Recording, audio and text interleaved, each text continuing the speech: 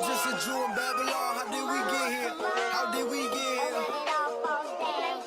I'm just a Jew in Babylon. How did we get here? Slave ship, the father ain't nobody to be played with. My people broke the laws. Look at what it cost. Jerusalem, we lost. We at the bottom, y'all. We done lost it all. Black man selling drugs, gang banging, ain't your culture. The more you sin, you walking.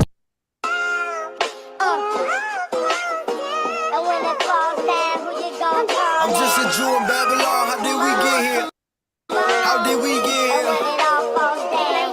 I'm just a Jew in Babylon. How did we get here? Slave ship, the father ain't nobody to be played with. My people broke the laws. Look at what it cost. Jerusalem, we lost. We at the bottom, y'all. We done lost it all. Black man selling drugs, gang banging, ain't your culture. The more you sin, you walking dead, they eat you like some okay. You ain't even black, that's a known fact. That's a color, you a Hebrew, you my brother. They want us to kill each other, we should really heal each other. Hey, he been through what you been through, y'all should feel each other.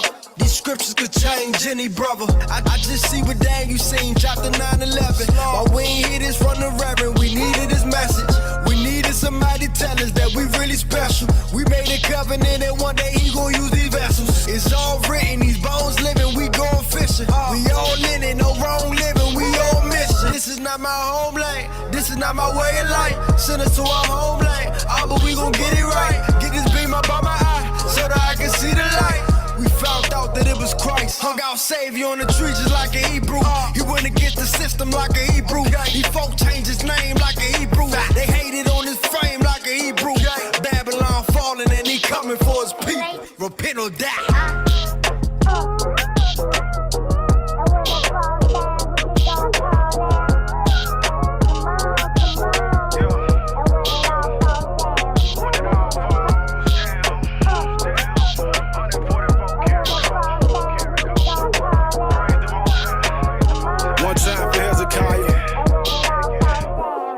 When it ain't no audience to praise you, no comments or hearts on your Instagram to boost your ego. Who you gon' be, bro? Psalm 64-4. That they may shoot in secret at the perfect. No free throw. When the banks closed and all accounts are frozen, police ain't patrolling, hospitals overflowing, and the whole city smoking, stealing and looting groceries, fighting in the parking lot over a can of beans. Both get ran over by a vehicle that's stolen. The driver just keep going. She want a minute, they done lost her mind. 5-year power outage is really the darkest times. Grown men filled with fear and crime. Home invasions, women raped, killing babies. Empty shelves, no food trucks, starvation. People won't believe and listen until it pop off. How you gon' leave when they got the bridges blocked off? When everybody lawless, no water out the faucet, the zombies out the coffins. Gotta be quiet and cautious. Strip you naked of any and all possessions. Streets looking like the old westerns. When you can't change your clothes, no dressing room. Know how to dress a wound. Know how to grow your own food, or you just a goon. Prophesying through the microphone, a kufi on. When you stand before the Most High, it's gonna be you alone. And when it falls down, who you gonna call now? Come on, come on. And when it all falls down, man,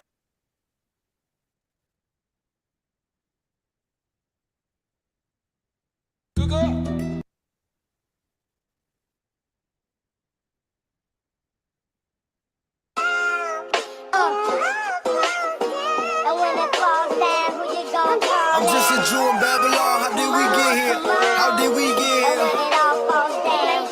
I'm just a Jew in Babylon. How did we get here? Slave ship, the father ain't nobody to be played with. My people broke the laws. Look at what it cost. Jerusalem, we lost. We at the bottom, y'all. We done lost it all. Black man selling drugs, gang banging, ain't your culture. The more you sin, you walking dead, they eat you like some okay. You ain't even black, that's a known fact. That's a color, you a Hebrew, you my brother. They want us to kill each other, we should really heal each other. Hey, he been through what you been through, y'all should feel each other. These scriptures could change any brother. I just see what dang you seen, chapter 9-11. While we ain't hear this from the reverend, we needed this message. We needed somebody tell us that we really special. We made a covenant and one day he gon' use these vessels. It's all written, these bones living, we going fishing. We all in it, no wrong living, we all missing. This is not my homeland, this is not my way of life. Send us to our homeland, but we gon' get it right. Get this beam up on my eye, so that I can see the light. We found out that it was Christ. Hung out our savior on the tree just like a Hebrew. He went against the system like a Hebrew. He folk changed his name like a Hebrew. They hated on his fame like a Hebrew. Babylon falling and he coming for his people. Repent or die.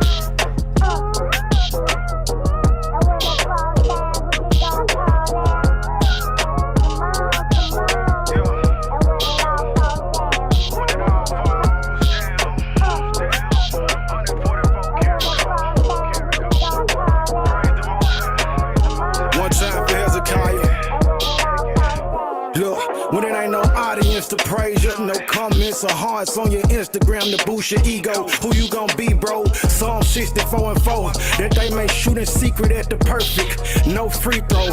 When the banks closed and all accounts are frozen, police ain't patrolling, hospitals overflowing, and the whole city smoking, stealing and looting groceries, fighting in the parking lot over a can of beans. Both get ran over by a vehicle that's stolen. The driver just keep going.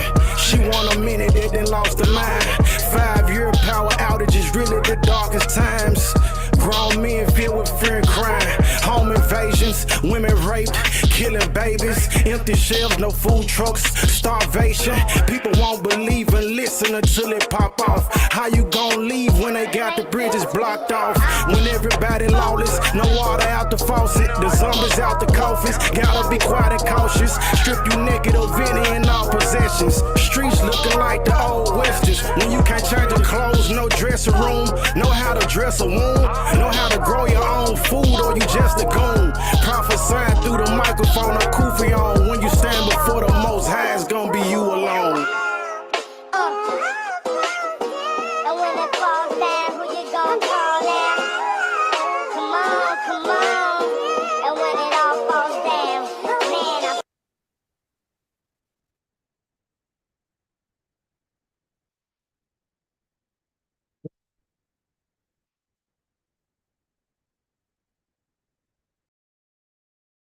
Oh, there we go. All right, all right.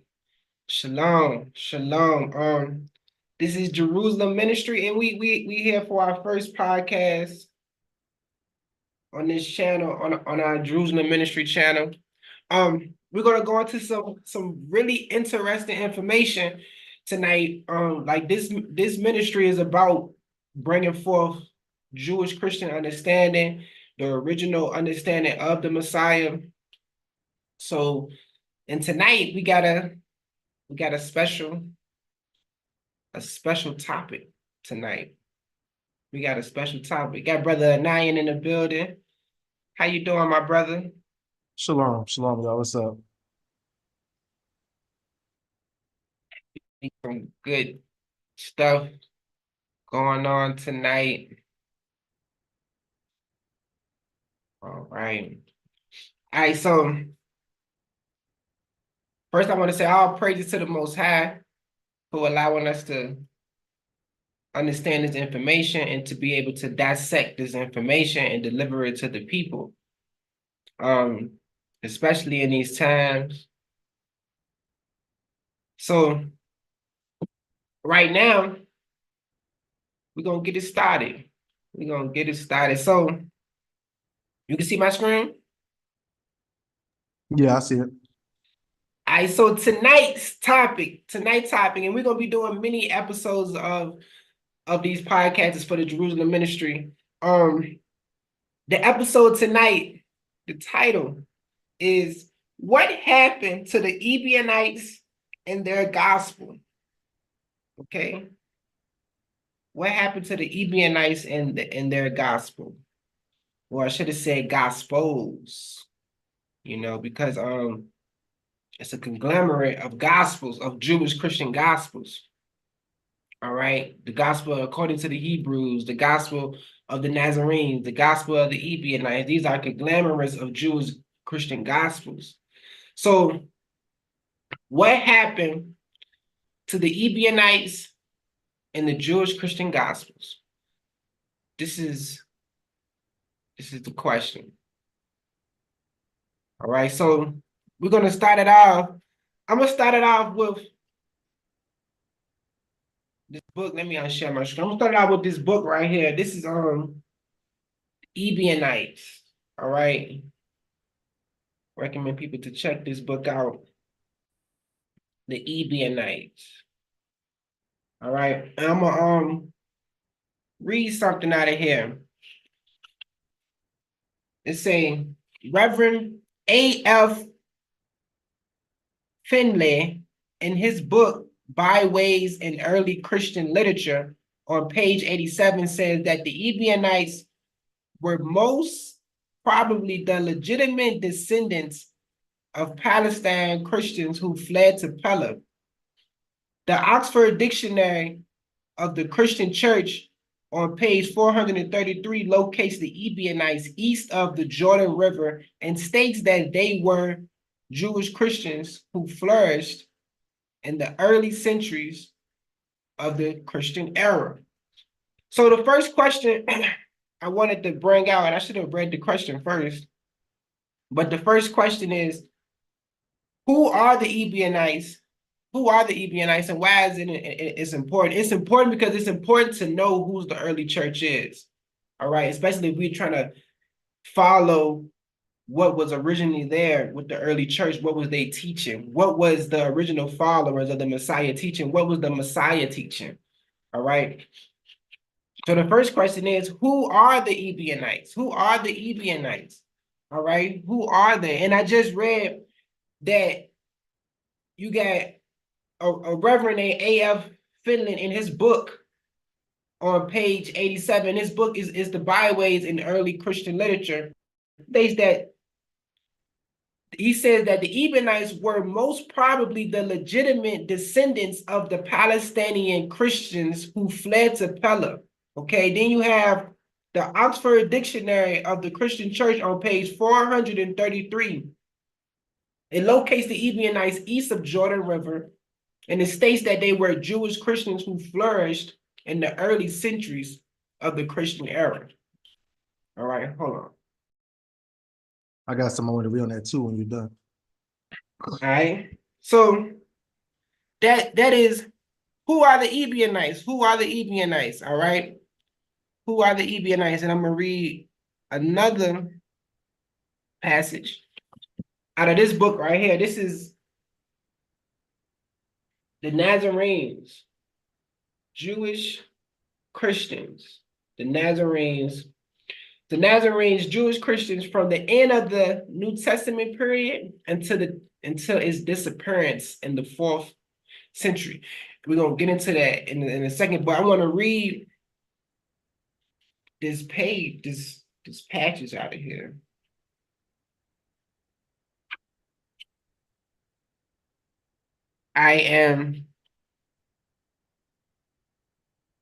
It reads, this on page 38 out of here, and I'm gonna read this. It say, but this statement by Ephanius might preserve a faint recollection that the Ebionite sect had its roots in the remnant of the earliest Jerusalem community. It was, as it were, the grandchild of the first church. All right. So I'm gonna read it again.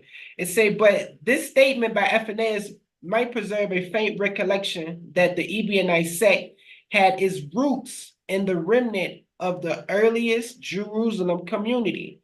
It was, as it were, the grandchild of the first church. All right.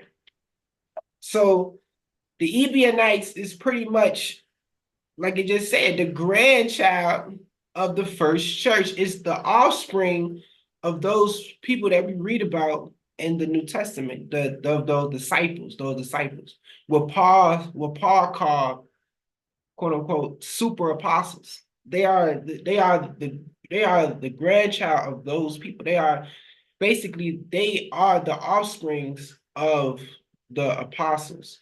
All right. Okay, so now we got that squared away. You say you want to bring something out? Yeah, you mind stating it again real quick, the question? Who are the Ebionites and why is it important? Who are the Ebionites and why is it important? All right, let me go. Let me do it real quick. Hold on. Mm-hmm. hold on. Yeah. Yeah, okay. So I'm gonna go to page 13. This is the book by Robert Eisman, James, the brother of Jesus, and the Dead Sea Scrolls. And this is part one. It says the historical James, right? It said it say a little more than that, but I'm gonna just read that part. We're gonna go to page 13. All right, and it says, for this reason, it is proper to refer to the authors of these documents as comprising, as comprising a movement of some kind, which is always at its core anti-establishment. Now, these documents is talking about the Dead Sea Scrolls, right? All right, and it says that the authors of the Dead Sea Scrolls is anti-establishment. And what that's talking about is talking about the different sets of Jews that was the establishment or established by the Herodians and established by the Romans, sets of Jews such as the Pharisees and the Sadducees, right? It says its precise name for the movement must be left indeterminate, right? It says, by the way, but the way, the sons of Zadok, the poor, it says the simple, the meek, the perfect, the sons of light, the holy ones, or combinations such as the zealots for the day of vengeance, the poor ones for piety, the zealots for righteousness, the perfect of the way are all terms cropping up in their repertoire as self destinations, right? So it's saying that this movement went by many names, right? Now let's see some more of the names. It says to add to all these groups, one has the bewildering assortment referred to by church. It says heresiologists. A heresiologist is somebody that determined the so-called heresy. And that's one reason why it's important to know who the Ebionites were. They were the early church. And eventually what happened was they were classified as heretics by certain church fathers or certain heresiologists, right? And let's continue so we can see some of the names also that was associated with the early church.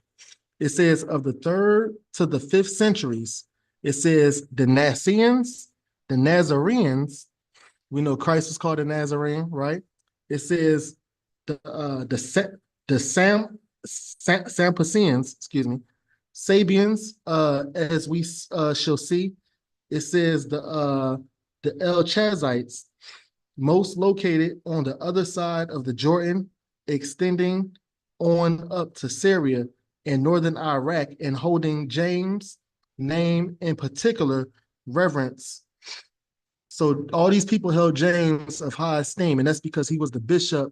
When you talk about historically speaking, right? James was the bishop of the early church. Even when you read the book of Acts, James is the one that gave the decree on what to teach the Gentiles, right? It says, some like the Ebionites in absolute awe, were the relationship of these groups to the quorum documents. So the Ebionites is one of the groups, or that's one of the names, should I say, because all these groups are really the same. It says, or for that matter, to the New Testament. So notice it's associating the Ebionites and all the different names that they went by with the authors of the New Testament or the people that the New Testament talk about. And just like Brother Polari mentioned, these people are associated with those who pretty much went into the desert and, lived life a certain way. Go ahead, but that's why it's important, because the Ebionites is actually the early church and they're trying to hide it. No, right on. Yeah, true indeed, true indeed. And all of these Jewish Christians, sects, they are a conglomerate of one of a big community, and they fled across to the Transjordan area, and we're going to read about that. We're going to read about this information. Now, still, who are the Ebionites? We're going to read this right here. This is on encyclopedia.com. It's on encyclopedia.com. Can you read this first paragraph right here, bro? You can see it. Yeah, I see it. It says Ebionites is the name given to a Jewish Christian sect that flourished during the early history of the Christian church. The origin of the term, a Hebrew word meaning poor persons, is obscure. It may have been an horrific title given to an original group of Christians who were Jews living in Jerusalem that needed assistance from Christians elsewhere in the Roman Empire. It says Romans 15 and 25, 2 Corinthians 9 and 12. It is first used by the Christian bishop Irenaeus of Lyons, parentheses Gaul, in the late second century to designate a Jewish Christian sect. Some later writers used it ironically to refer to the poverty of understanding of the members of the sect who did not believe that Jesus Christ was the divine Son of God, or the Most High. There is no evidence to support the claim of some Christian writers that it derived from a person named Ebion, the supposed founder of the sect. Okay. So yeah, so okay, now this is just off the encyclopedia.com, and they it's stating that, you know, the word Ebionites itself just mean poor. Like out of that book Anayan just read from Dr. Robert Eisman. And you see that one of the names of the people in the Dead Sea Scrolls are called the poor ones, the righteous poor ones. All right. And it's just ironically that the earliest church is named the poor, And what you see within Galatians, that's what you see in Paul letters. You see this in Galatians, you know, you see this in Romans, you see it in Second Corinthians, and it's mentioning about the poor ones that's in Jerusalem. All right. So, and yeah, they didn't believe in the divinity as the Orthodox people believed it. They didn't believe in the way that the Orthodox believed it.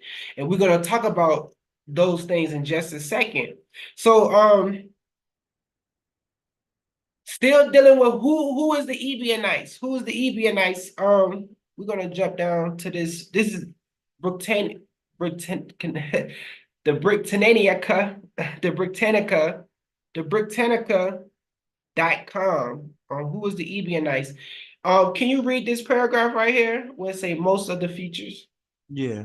Most of the features of Ebionite doctrine were anticipated in the teachings of the early Qumran sect as revealed in the Dead Sea Scrolls. They believed in one God and taught that Jesus was the Messiah and was the true prophet mentioned in Deuteronomy 18 and 15.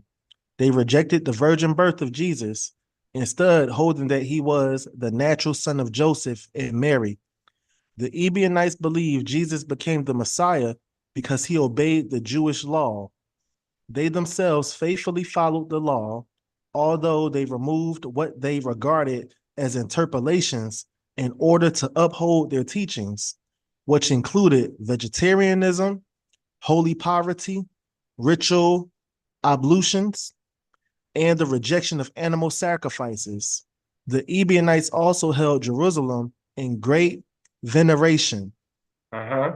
So according to Britannica.com, the Ebionites' doctrine were anticipated in teachings of early Qumran sect that are revealed in the Dead Sea Scrolls.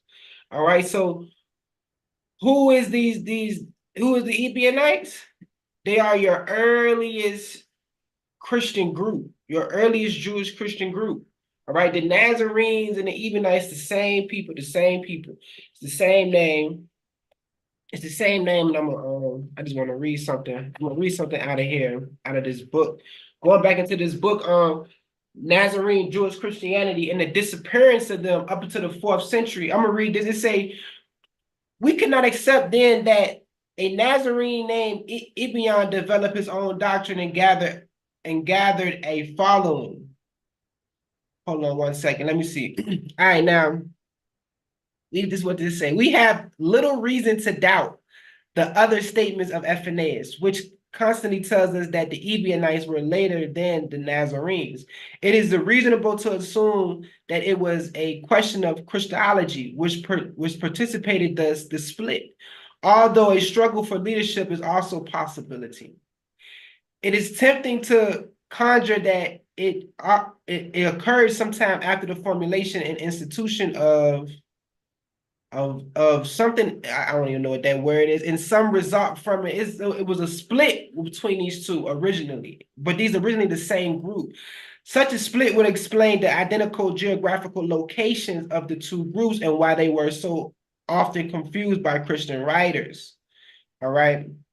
Now it say we cannot accept then that a Nazarene named Ebion developed his own doctrine and gathered a following. So he said we cannot accept that. But this statement by Irenaeus might preserve a faint recollection that the Ebionite sect had its roots in the remnant of the earliest Jerusalem community. So what it's stating pretty much, there's some other information in here that goes into information to let you know that the Nazarenes, that was a name that they was all called, and also then most people started calling them by their another name that they was called was the Ebionites, but most people started calling them by that name as a derogatory way. All right, trying to call them that as a derogatory way, but before then, being an Ebionite and Nazarene was actually a righteous term. All right, and then later on, you had Orthodox Christians trying to use that name Ebionite against them and calling them that as a derogatory way. And then later on, you had Orthodox Christians use the name to split different Jewish Christian groups up. You know, that some Jewish Christians wanted to get down with the Orthodox table. And we're gonna go into that in another podcast later on. We're gonna do many podcasts about. We're gonna do a podcast about how are those two groups the same, and how did a split happen? Who caused this split? You know, the Orthodox caused this split. Then we're gonna go into more information about that in later on in future. So let me Mhm. let me ask you this real quick. Well, what you just read when it spoke about it tried to make it seem like the Nazarenes was something different than the Ebionites or whatever. Pretty much that split was something that wasn't, it wasn't of the Most High, or it wasn't a Messiah. It was more like a usurper power, and then they split, but kept the name. Whoever was that split, they kept that name, but the teachings might have changed some. So the original movement still would have agreed with the Ebionite, movement or whatever. The original Nazarene movement. Yes, exactly. Because there's somewhere in this book where it spoke about that the Nazarenes were actually, matter of fact, I think it's in this other book, but it spoke about how the Nazarenes but it's the same name of the people, the Nazarenes and the Ebionites, the same name. It's just that what happened was eventually the Orthodox separated different Jewish Christian groups by tagging different names on them based on who want to actually get down with their program. And the ones that wanted to get down with their program, they eventually started calling them Nazarenes. But before that, Nazarenes and Ebionites was interchangeable. My bad. One other thing that I wanted to say, and I don't mean to go back, but I think this is important when you talk about restate the first question one more time. Well, who is the Ebionites and why is it important? Who is the Ebionites? Okay. So another reason that's important, right? When I read page 13 of this book right here by Robert Eisman, James, the brother of Jesus, in the Dead Sea Scrolls Part 1, right? Notice I mentioned a lot of names that's associated with that one group, which is the early church, right? It said the Zealots, it said the Sampians, it said the Sabians. It gave a lot of different names, and some names it didn't even mention that we know for a fact was part of the early church. It also said the Nazarenes, it said the Nazarenes, right? Another group that I don't think it mentioned is Sakari, right? Now, let me say this. When you talk about groups like Sakari, and I'm not talking about, the group that's out there today or whatever. I'm talking about the group in ancient times called Sakari, that the group that's out there today fashioned themselves after or named their group after, right? But the group called Sakari, then you got the group called the Zealots, right? Or the Assassins, quote unquote. These groups are known to be quote unquote anti-establishment, just like what I read in the book. But these groups are also known to be quote unquote radical groups, right?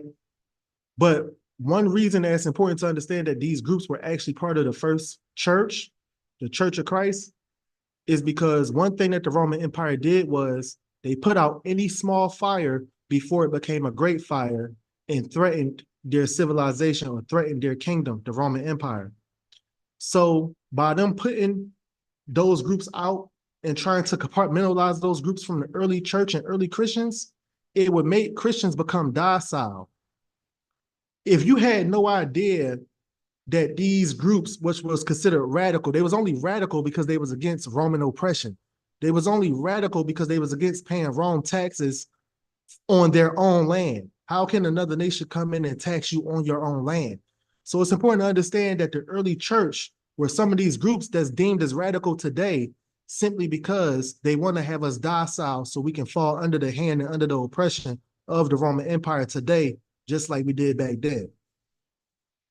No, that's true, bro. That is true. That is true.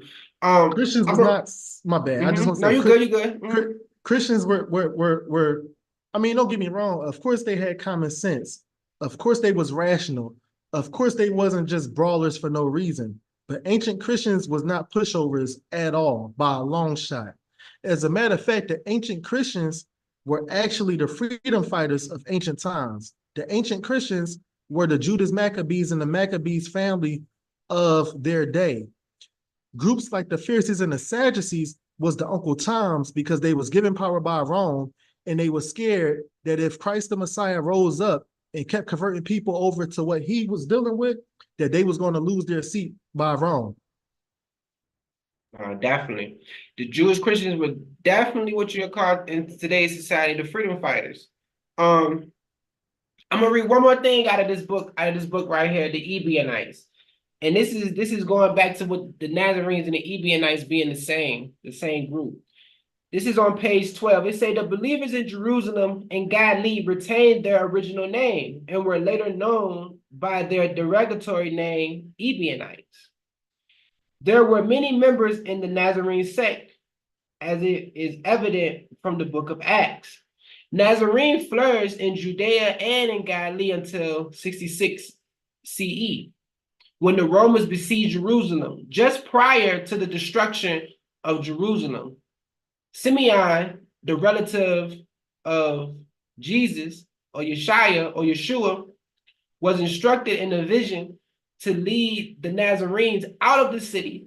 Simon succeeded James the Just as the leader of the Nazarenes. So letting you know that the Nazarenes and the Ebionites is essentially the same group, and then later on, people started using the derogatory, the Ebionite name, using that name as a derogatory name against them. So now let's go to question number 2. One second, let me pull it up. Question number 2. And it reads, what happened to the Ebionites? Where did they go? Where did the Ebionites go? So first of all, we know that the Ebionites is the early church. That's the early church name. The Ebionites, Nazarenes, the early church name. It's the earliest church, the earliest Jewish Christians in Jerusalem. Now, we know who they are. Now, what happened to the Ebionites? Where did they go? Where did they disappear? Where did they go? So we're going back to Britannica. Can you read this second paragraph right here? What's that little information? Yeah. Hold on 1 second. Little information exists on the Ebionites, and the surviving accounts are subject to considerable debate since they are uniformly derived from the Ebionites' opponents, The first mention of the sect is in the works of the Christian theologian Saint Irenaeus, notably in his Adversus Heresies against heresies, C. 180. Other sources include the writings of Origen and Saint Ephanius and Constantia. The Ebionite movement may have arisen about the time of the destruction of the Jewish temple in Jerusalem, 70 AD. Its members evidently left Palestine to avoid persecution and settled in the Transjordan, notably at Pella and Syria, and were later known to be in Asia Minor and Egypt. The sect seems to have existed into the 4th century. So even dealing with this book right here, even dealing with this book, this is the disappearance of the Nazarenes up to the 4th century. All right. So what happened to the Nazarenes? What happened to the Ebionites? According to information, they fled Palestine to avoid persecution, and they fled to the Transjordan area, notably to Pella. What happened to the church? When you do the research, the church fled to what? Pella. The church fled to Pella. Where did the Nazarenes go? To Pella, to Transjordan area. Not only they went to Pella, but they went to different places around the Transjordan area. So and then they went to places around Asia Minor. They even went to Egypt. Okay, you got sect of Essenes, different Essenes in Egypt. All right, all this is starting to come together and make sense. You know, how these people get to these different areas, and how did we find a Zadok fragment in Egypt that dates to, I think it dates to like the 8th century AD, 9th century AD. How did you have a Zadok fragment in Egypt found? And then when the Dead Sea Scrolls was found, it was they found the Damascus documents, which is the Zadok fragments. Another the same book found in Jerusalem. They found it in the Dead Sea Scrolls, found it in the desert of Judea. How did these people they migrated to these areas running from persecution before 70 AD? All right, now Hey, you just spoke to something too that I wanted to magnify a little bit. Yeah. You spoke about the Essenes, and that's another important thing, because a lot of people may have never heard about the Ebionites, but a lot of people have heard about the Essenes, especially in our community. Even though the Essenes is not mentioned by name in the Bible, it's a lot of things, you know what I'm saying, in the Bible that point to them being an actual group during that time. And we know through historical research that the Essenes is a group that existed, and the Ebionites and the Essenes are also one and the same. Once again, you got one group with many different names, pretty much. Yeah, they did that to try to throw people off. These what you call these so-called church fathers, they did it to try to throw people off, and also to try to hide the early church, The Essenes are the early church. The Nazarenes are the early church. The Ebionites, they are the early church. That's who they is. That's exactly who these people are. Now where did they go? So still dealing with, where did the Ebionites go? Where did they go? So what happened to the Ebionites? Where did they go? Can you read this right here? This is off Wikipedia right here. This is but it has a lot of excerpts in this article. Can you read the disappearance of them? All right, hold on one second. Let me move this. It says, after the end of the First Jewish-Roman War, the importance of the Jerusalem church began to fade. Jewish Christianity became dispersed throughout the Jewish diaspora in the Levant, where it was slowly eclipsed by Gentile Christianity, which then spread throughout the Roman Empire without competition from Jewish Christian sects. Once the Jerusalem church was eliminated during the Bar Kokhba revolt, ending in 136 CE, Common Era, the Ebionites gradually lost influence and followers. Okay, so Some hold on. So after the first Jewish-Roman War, well, it actually was like they say two of them, or say three of them. Depending on how you look at it, it could be two or it could be three. But the first Jewish war, they're dealing with 66 up to 73 AD. Then you got another war that took place, what they call the Bar Kokhba revolt, because people came back.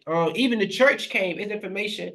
The church came back to Jerusalem. They came back to Jerusalem after 70, like probably like 76, 77. People started to come back to Jerusalem. They was Jews was actually offered to come back to Jerusalem by King Hadrian at that time. Emperor Hadrian at that time. He said, let them come back. Let them come back. And they started to come back. All right, some of them started to come back. And what happened was, another revolt happened. Some Jewish, revolt started taking place. And another revolt happened and leads to what you call the Bar Kokhba War, what took place in 135. And it ended around 135, 136 AD. And after that, the Jerusalem church, they was eliminated. They lost their power. The Ebionites gradually lost their power and influence. By 135, 136, the influence was gone. Keep going, bro. it says some modern scholars, such as Haman Maccoby, argue the decline of the Ebionites was due to marginalization and persecution by both Jews and Christians.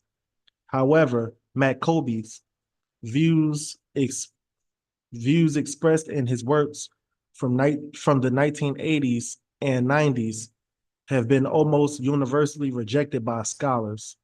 Following the defeat of the rebellion and the expulsion of Jews from Judea, Jerusalem became the Gentile city of what's that?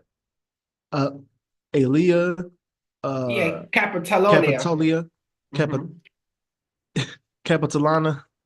Many of Capitalonia. Yeah, that's when they okay. named. That's when they named it to Palestine. That's when they became named Palestine, Capitalonia or Palestine. That's when it became that name. Uh-huh. It says many of the Jewish Christians resided at Pella, renounced their Jewish practices at this time, and joined the mainstream Christian church. Those who remained at Pella and continued in obedience to the laws were labeled heretics. It says in 375, Ephanius records the settlement of Ebionites on Cyprus by the 5th century. Theodoret of what's that? I think it's Cyrus. Yeah. Reported that they were no longer present in the region. Uh-huh. So around to the fifth, fourth, fifth century, around that area, around those areas, they eventually started to really just disappear throughout the Transjordan area, throughout different areas that they was at. Also, they started to disappear. But around 135, 136 AD, that's when the church lost all its power, when the Gentiles fully took over Jerusalem. Okay, by 135, 136 AD, the Jews was told to get out of Jerusalem and you can't come back. They was told to get out, and they was a lot of them was was kicked out of the land, was exported out of the land, and all of that. We think about 70 AD, but like I said, the emperor Hadrian allowed them to come back around like 76, 77, but they kept on starting these wars. We kept on revolting against the Roman system. And then eventually by 135, 136 AD, we was banned out of Jerusalem. And then they renamed that area to Palestine, to Capitalonia, whatever you said. But they renamed that land to that name. And most Gentiles started coming into that land and overtaking that land. All right. And because of that, we lost a lot of power. We lost a lot of power. Keep reading, bro, right here. The Ebionites are still attested, if as marginal communities, down to the 7th century. Some modern scholars argue that the Ebionites survived much longer and identify them with the set encountered by the historian Abd al-Jabbar Ibn Ahmed around the year 1000. There is another possible reference to Ebionite communities existing around the 11th century in northwestern Arabia and Sefer Masa'ud, the book of the travels of Rabbi Benjamin of Oh no. Tudela, Yeah. a rabbi from Spain. These communities were located in two cities, Tama and Talmaz, possibly what's that? Seda in Yemen. The 12th century Muslim historian Muhammad Muhammad al Shah, I'm about to butcher his name. Muhammad Shit. al I don't know. Sharaf. Sharastani Yeah. mentioned Jews living in nearby Medina and Hejaz who accepted Jesus as a prophet figure and followed traditional Judaism, rejecting mainstream Christian views. Some scholars argue that they contributed to the development of the Islamic view of Jesus due to exchanges of Ebionite remnants with the first Muslims. So this is how the Islam gets started, by the dispersion of the Ebionites. Okay, all the way up to the 7th century to the 8th century, the dispersion of the Ebionites was the influence of what we know today as Islam. All right, now people understand from Babylon to Timbuktu would tell you that the Jews was teaching, Muhammad, about their ways, and that's how he, created a lot of what we know today as Islam religion. But those specific Jews was actually Jewish Christians that actually was teaching Muhammad. They actually was teaching these people, was teaching these different ethnic groups that was in these areas that the Ebionites fled to after the Transjordan area. Because after the Transjordan area, they kept going even to parts of the Arab world, what we know today as the Arab world. They kept going to different parts, to these areas that you see, and they became a big influence on those ethnic groups in those areas. And that's how those ethnic groups eventually picked up what we know today as Islam.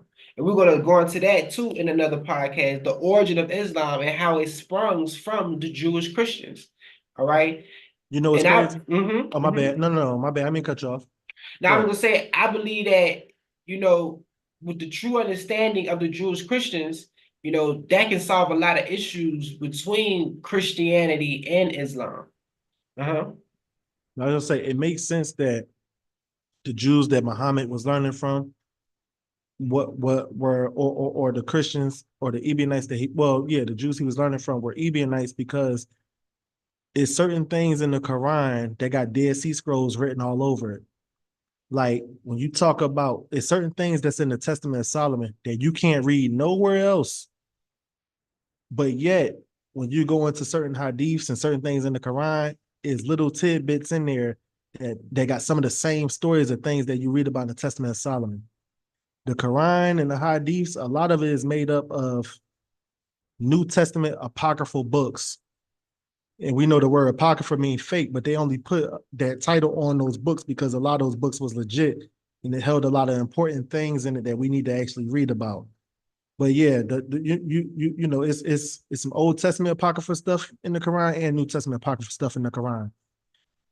And we know a lot of things that's in the apocrypha or in them apocryphal books, especially we talk about the volume 2 or the Pseudepigraphia volume 2 book.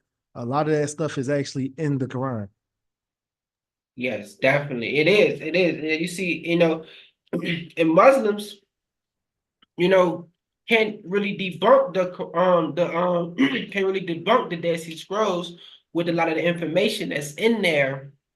When it comes to some of that information, like you said, you can see some of that information in the Islamic culture, all right, within the scrolls. So, to keep dealing with their disappearance, because they disappeared, they just disappeared throughout history, you know.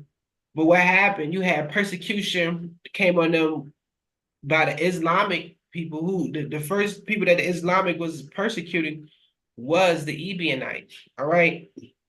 And the Ebionites got persecuted before Islam persecuted them. They was persecuted by their own fellow Jews and by Christians also. All right, so that's why they had to keep going. They went into what we know today as the Muslim world. They had to hide. They had to keep hiding. They had to keep going and hiding themselves. And then once these Orthodox, once the quote unquote the mother church, once the great church found these people again, they put more persecution on them. All right, because they was a threat. They was a threat because they hold the original understanding of what the Messiah taught. All right, so I'm gonna read this out of the Ebionites book. I'm gonna go to page 13. I just want to point out what we're reading, on the internet. Also, a Catholic historian, Philip Hughes, in his book, A History of the Church, on page 57, points out that the faithful from Judea and Galilee escaped to Pella, the region across the Jordan River. Church Father Epiphanius wrote that the early believers settled in Pella just before the destruction of Jerusalem.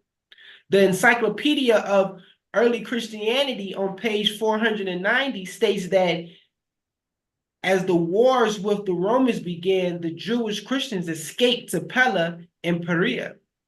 As a matter of fact, Jesus himself warned the disciples to leave Jerusalem when they see the city besieged.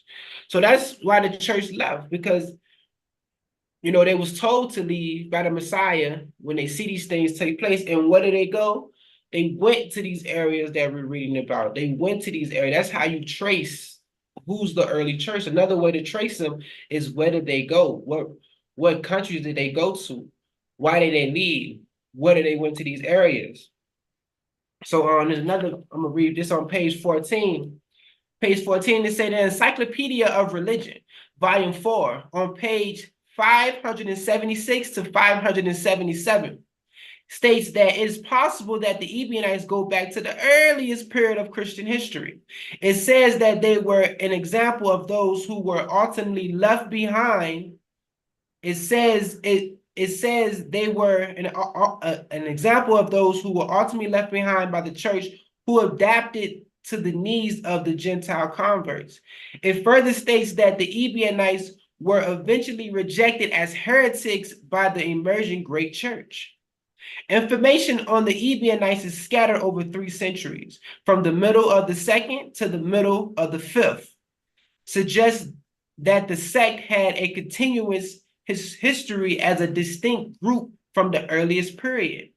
The greatest strength of the Ebionites was in Palestine and Syria areas where Judaism flourished. One community of Ebionites lived in Pella, east of the Jordan River, and claimed to be the descendant from the original group of Christians who thought to have fled Jerusalem at the time of the war with Romans in 70 CE. So, as we can see, these people hold so much claim, the early church, and those people who actually left. All right, who's actually left. I think we went offline for a few seconds. No, it say meeting is now streaming live on YouTube. It still say it. Okay. Let me check. Mm-hmm. Go ahead, my bad. I'm listening. Yeah, it says we still streaming. It's not streaming. But I don't know if it dropped off for a little bit. But and just to point out the book again, is that the disappearance of them all the way up to the 4th century. All the way up to the 4th century. So now we're gonna go to question number 3. We're gonna go to question number 3. Is we still live? on there? Yeah, Let me. we is. I'll just check. We still live. All right, then we're gonna go to question number 3. Question number 3. And question number 3 is, who was the Ebionites' enemies? We're gonna get into some juicy stuff. Who was the Ebionites' enemies? All right. We about to start some stuff, man. Yeah, that's why I don't want us Trying to to get me in go. trouble. I don't want us to stay going live. All right, so who is the Ebionites' enemies? All right. Now let's check out some information real quick. Now we're gonna go to some information right here. It say the Ebionites. This is the Wikipedia. I'm using quick researches, but this is definitely deeper researches. But we're gonna touch on some things. So, can you read what it states about about Paul? What it states about Paul? How do the Ebionites feel about Paul? No, say how you was gonna say it the first time. Oh no, I can't do that. I heard you. No, it says on Paul the Apostle. It says the Ebionites rejected the Pauline epistles, and according to Origen, they viewed Paul as an apostate from the law. The Ebionites may have been spiritual and physical descendants of the super apostles, talented and respected Jewish Christian ministers in favor of mandatory circumcision of converts who sought to undermine Paul in Galatia and Corinth. So this is what we see. So according to this right here, according to this, hold on, Paul calls them super apostles. Let me do something because I had researched it earlier. Where did it go? The super apostles.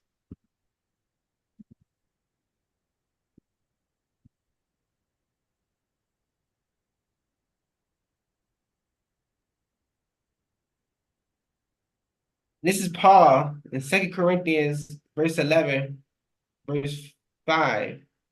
He said, it's different translations. Some in the KJV, it say very chief apostles. But I suppose I was not a whip behind the very chief apostles, but it is super apostles. I don't think that I am in the least inferior to those super apostles. He's making fun of them, trying to call them super apostles. He's trying to say, I don't think that I'm least than them than those quote unquote super apostles. All right. So the Ebionites, they have been spiritual and physical descendants of the original apostles. But Paul beefing, so he's beefing with these super apostles, with the 12 disciples, with even maybe the 70 disciples. He's beefing with these people. And the Ebionites are descendants of those people. So who is the Ebionites? One of their enemies is people who adhere to the Paul theology, okay, to the Paul doctrine, which groups started to have been created by the Pauline understanding, like people called the Marcionites, like these people called the Orthodox group that later became the great church, the Orthodox. All right, these people foundation is established by Paul understanding. All right, but Paul understanding is against what he called the super apostles understanding. All right, so but we're gonna go to something real quick. But on this. but keep reading, keep reading this right here. No, Epionites. It says Epionius relates that the Ebionites opposed Paul, who they saw as responsible for the idea that Gentile Christians did not have to be circumcised or follow the law of Moses, and named him an apostate. Epionius further relates that some Ebionites alleged that Paul was a Greek who converted to Judaism in order to marry the daughter of a high priest of Israel, but apostatized when she rejected him. And apostatized when she rejected him. So I'm gonna read the way what they say. All right, so this is Ephraim.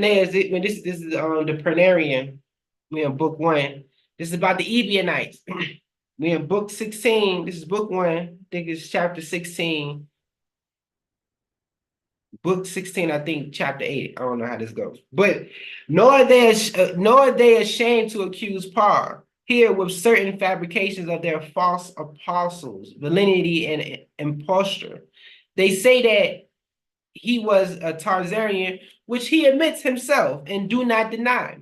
And they suppose that he was a Greek parentage, taking the occasion for this from the same passage because of his frank statement, I am a man of Tarsus, a citizen of no mean city. They then claimed that he was Greek and the son of a Greek mother and Greek father, but that he had gone up to Jerusalem, stayed there for a while, desired to marry a daughter of the high priest, and had therefore became a proselyte and became circumcised. But since he still could not marry that sort of girl, he became angry and wrote against circumcision and against the Sabbath and against the legislation, against the law. All right. So this is so according to different sources. All right, the Ebionites regarded Paul, he's a Greek. He said Paul, and you wonder why Paul writes in his letters, are they Hebrews? I'm a Hebrew too. You know, I'm circumcised on the 8th day. Why he's stating all these things? Because his accusations going around saying that he's not a Jew. He's not, and it was nothing unknown for Gentiles to come to Jerusalem and learn underneath different Pharisees and actually adapt the ways of being a Jew and be accepted to go into the temple and all of that as a Jew because they'd have been circumcised and they following the Jews' custom. They became Judaized. That's nothing new. That happened a lot during the Roman and Greek times. So, and this is what they saying. They saying Paul is really he's from that side of the coin. All right. But I want to check something out. We're gonna go to this. I already see where you're going. We're gonna go to Galatians real quick. We're gonna go to Galatians chapter 2. All right. Let me make this larger. We're gonna go to Galatians chapter 2. We're gonna get into some stuff. All right, so we're just gonna read chapter 2, verse 11 through 14. Can you read this? Can you read verse 11 right here, bro? Yeah. It says, but when Peter was come to Antioch, I withstood him to the face because he was to be blamed. I'm blaming Peter for this. Keep going. For before that certain came from James, he did eat with the Gentiles. Hold on, it say, but I got the concordance up here. It say before the certain came. So certain people came. And what was interesting to me, that word came right here. It got this thing in the way. You don't want me to. All right, the word came actually. Let me make this smaller again because it's not allowing me to. The word came. This is the word came. Now it's a Greek word kami. I don't know how to say it. I ain't even gonna try to pronounce it. But it's a middle voice of primary. Okay, used only to present an imperfect tense. The others being supplied by kindred, a middle voice word. So this is a word that's coming from James. So James sent people down there to give a word. Okay, he's giving them a word. He's passing this on. They're going down there. They're bringing information from James. All right, so these people are bringing information from James. I keep going, bro. It says, but when they were come, No, hold on. Where Yeah, am go I to at? verse 12. Mhm. It says, "For behold, excuse me, for before that certain came from James, he did eat with the Gentiles. But when they were come, he withdrew and separated himself, fearing them which were of the circumcision." Fearing them is just he's frightened. Not only he's alarmed to be in awe, that is revere, afraid, reverence, because it's not a fear like he's fearing because it's coming from James. This word that they bringing forth from James. This is an authority. James is the bishop of the church, and he was chosen by Jesus himself to be the bishop of the church. All right, so yeah, he's fearing because this is authority. This is authority.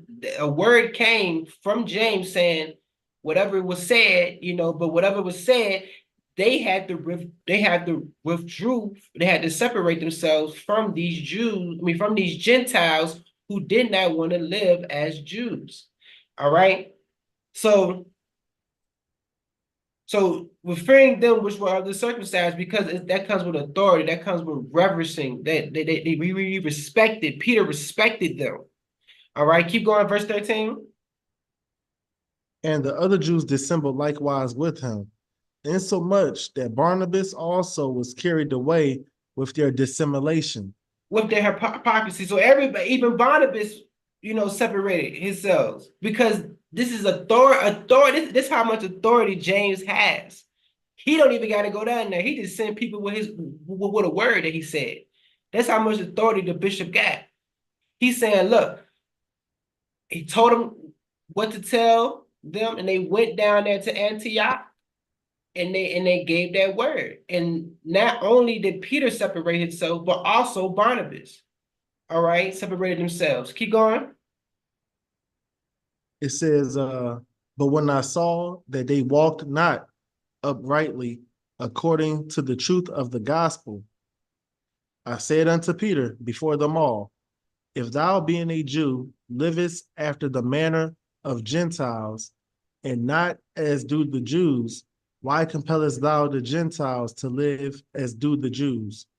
Why compare the Gentiles to become Judanian, to that is Judaized, to live as the Jews? Because that's what it always been. That's what it been. That was the word that James sent down as like, no, these Gentiles, it's time for these Gentiles to start to live like Jews. Okay, they understand it now. Okay, they understand the Messiah now. Okay, now it's time for them to let get them circumcised. Let's get them to keep the kosher. Let's get them to keep these feast days. All right. It's time for them to start living like Jews. All right. That was the word that came. Paul didn't want that. Paul didn't want that. That became an enemy towards the early church. You're going against the doctrine that was set in stone by Abraham. You're going against a doctrine. They're not, you can't just do that. All right. So now these super apostles. But After you do that, I want to go mhm, into something. After yeah, you are you good now? You can go into it. Oh, all right. All right. I'm gonna go to let's go to Acts chapter 15 real quick.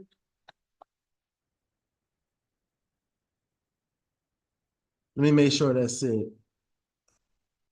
I thought I had Esau pulled up.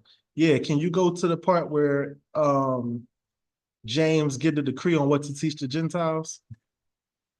Or the letter that Paul is supposed to take back, him and Barnabas, to tell the Gentiles how they should live?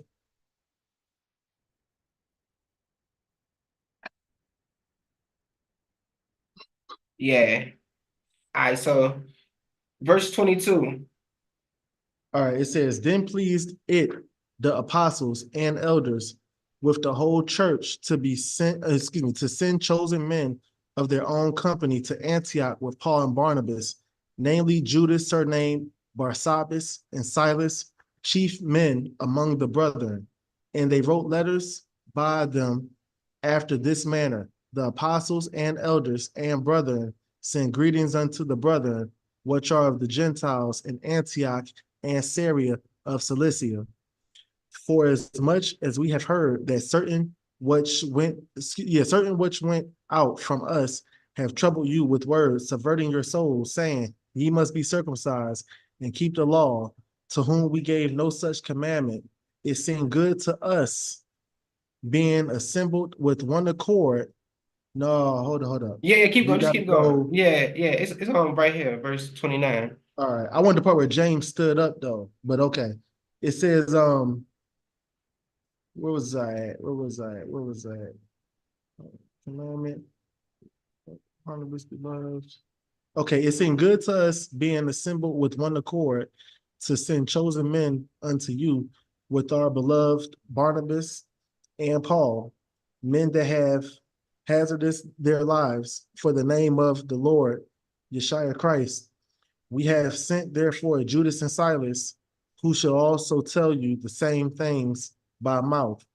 For it seemed good to the Holy Spirit and to us to lay upon you no greater burden than these things necessary, that ye abstain from meats offered to idols, and from blood, and from things strangled, and from fornication, and from which ye shall, if ye keep yourselves, ye shall do well. Fare ye well.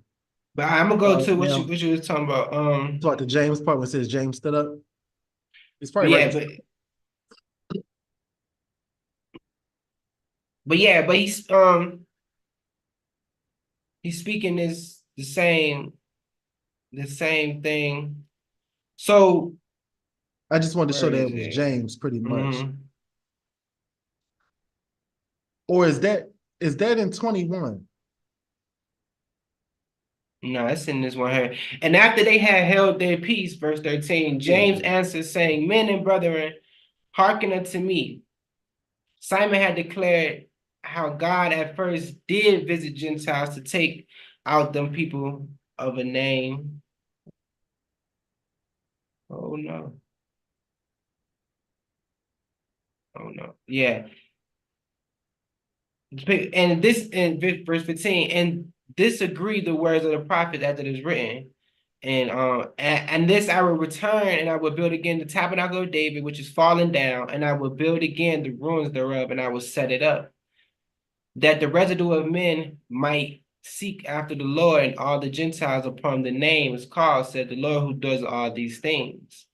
I'm gonna jump down and say, but I write unto thee that they abstain from pollution of idols and from fornication, from things strangled, and from blood. For Moses of old time hath in every city them that preach him, being read in synagogues every Sabbath day. All right. So now let me say this. Mm-hmm. And I'm gonna go ahead and take it there since we're on this topic, all right. And that's what this channel is about, giving the Mm-hmm. unapologetic truth, right? I don't believe that this actually took place, what we're reading right here in the book of Acts. However, for the sake of the conversation, let's utilize the book of Acts because it's an account that we do have, within the Bible, contained within the Bible, that, we can still utilize it to see, do things match up, right? Mm-hmm. So we see James, which is historically speaking, the bishop of the church. He's one of the three top disciples, right, in Christ's church. Now we see James give a decree on what Paul and Barnabas is to go and tell the Gentiles to do. Now, it's certain things that they don't have to teach according to Acts 15, because from the days of old, the laws of Moses always been taught on the synagogues every Sabbath day. So it's some things that with time, gradually, they're going to begin to go towards doing anyway in regards to keeping the law, because they're going to be going to the Sabbath. They're going to be going to the synagogues. However, the things that they needed to do right away, which was the things that James commanded, which was abstain from pollutions of idols. It says, and from fornication, and from things strangled, and from blood. Now, pollution of idols is what I want to focus on, right? Can you get me 1 Corinthians chapter 8? Mhm. This is talking about eating things that is sacrificed unto idols, what we just read in Acts chapter 15. All right, now, 1 Corinthians chapter 8. Let me make sure that that's the one. Yeah, that's it. Okay. It says, now it's touching things offered unto idols. Now, this is Paul talking to the Corinthian church or the church of Corinth. Now, at this point, Acts 15 has already taken place. So Paul was instructed to teach the Gentiles to abstain from things polluted by idols, abstain from meats and animals that sacrificed by idols, right? It says, we know that we all have knowledge. Knowledge puffeth up, but charity edifieth. It says, and if any man think that he knoweth anything, he knoweth nothing yet as he ought to know. But if any man love the Most High God, the same is known of him. As concerning, therefore, the eating of those things that are offered in sacrifice unto idols, let's talk about flesh, meat, the meat of animals. We know that an idol is nothing in the world, and that there is none other God but one. Let me keep going. I hope y'all see the problem. For though there be that are called gods, whether in heaven or in earth, as there be gods many and lords many, but to us there is but one God, the Father, of whom are all things, and we in him, and one Lord, Jesus Christ, by whom are all things, and we by him. Howbeit, there is not in every man that knowledge, for some with conscience of an idol unto this hour eat it as a thing offered unto an idol, and their conscience being weak is defiled. So that is a huge problem. And that is a huge opposition to what James told Paul to teach the Gentiles. The Church of Corinth is a Gentile church. Paul was commanded, according to the book of Acts, to teach Gentiles not to eat things sacrificed or polluted by idols. But in 1 Corinthians chapter 8, he literally downplays what James said, and he said, an idol is nothing. Meaning you can eat it because there's only one true God. And pretty much if you pray to that one true God, that do away with, anything being polluted. But that is not what James decreed for him to tell or to teach the Gentiles. So he's in direct opposition to what James laid down for the foundation to teach Gentiles. And he also said that brothers and sisters who don't have that understanding, they're considered weak in the faith, or they're considered babes in the faith. But this was what James commanded. So was James, the bishop of the church, the brother of the Lord Christ, was he a babe in the faith? Absolutely not. So that's one of the reasons why, or not one of the reasons, but this is one of the reasons why I would say Paul was actually the enemy, or one of the enemies, when you talk about the grand scope or scheme of things, one of the enemies of the actual early church. He taught in direct opposition of the things that the church actually taught and the things that Christ actually taught. Go ahead, bro. Now, now you right on. You right on. And people may be wondering, okay, but in Acts, you got, they having a conversation, and Peter say what he says, then Paul and Barnabas say what they said, then James say what they said, and they say they don't have to, the Gentiles don't have to worry about circumcision. But if Acts 15 is historically accurate on what actually went down, compare Acts 15 to Galatians chapter 2, all right? And ask yourself, why would James then go back on his word and send people down there to Antioch with a word? And that word that he sent people down to Antioch with, it caused the Jews to separate themselves, to withdraw themselves from those Gentiles converts, because those Gentile converts wasn't adhering to the Jerusalem church, or what they wanted them to do was to be circumcised, was to live like Jews, was to be Judaized.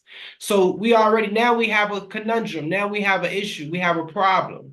We have some contradictions going on. Either Acts 15 isn't historically correct, or Paul's story is what is Paul talking about there? Or Paul has more understanding than James, the bishop, than Christ's brother.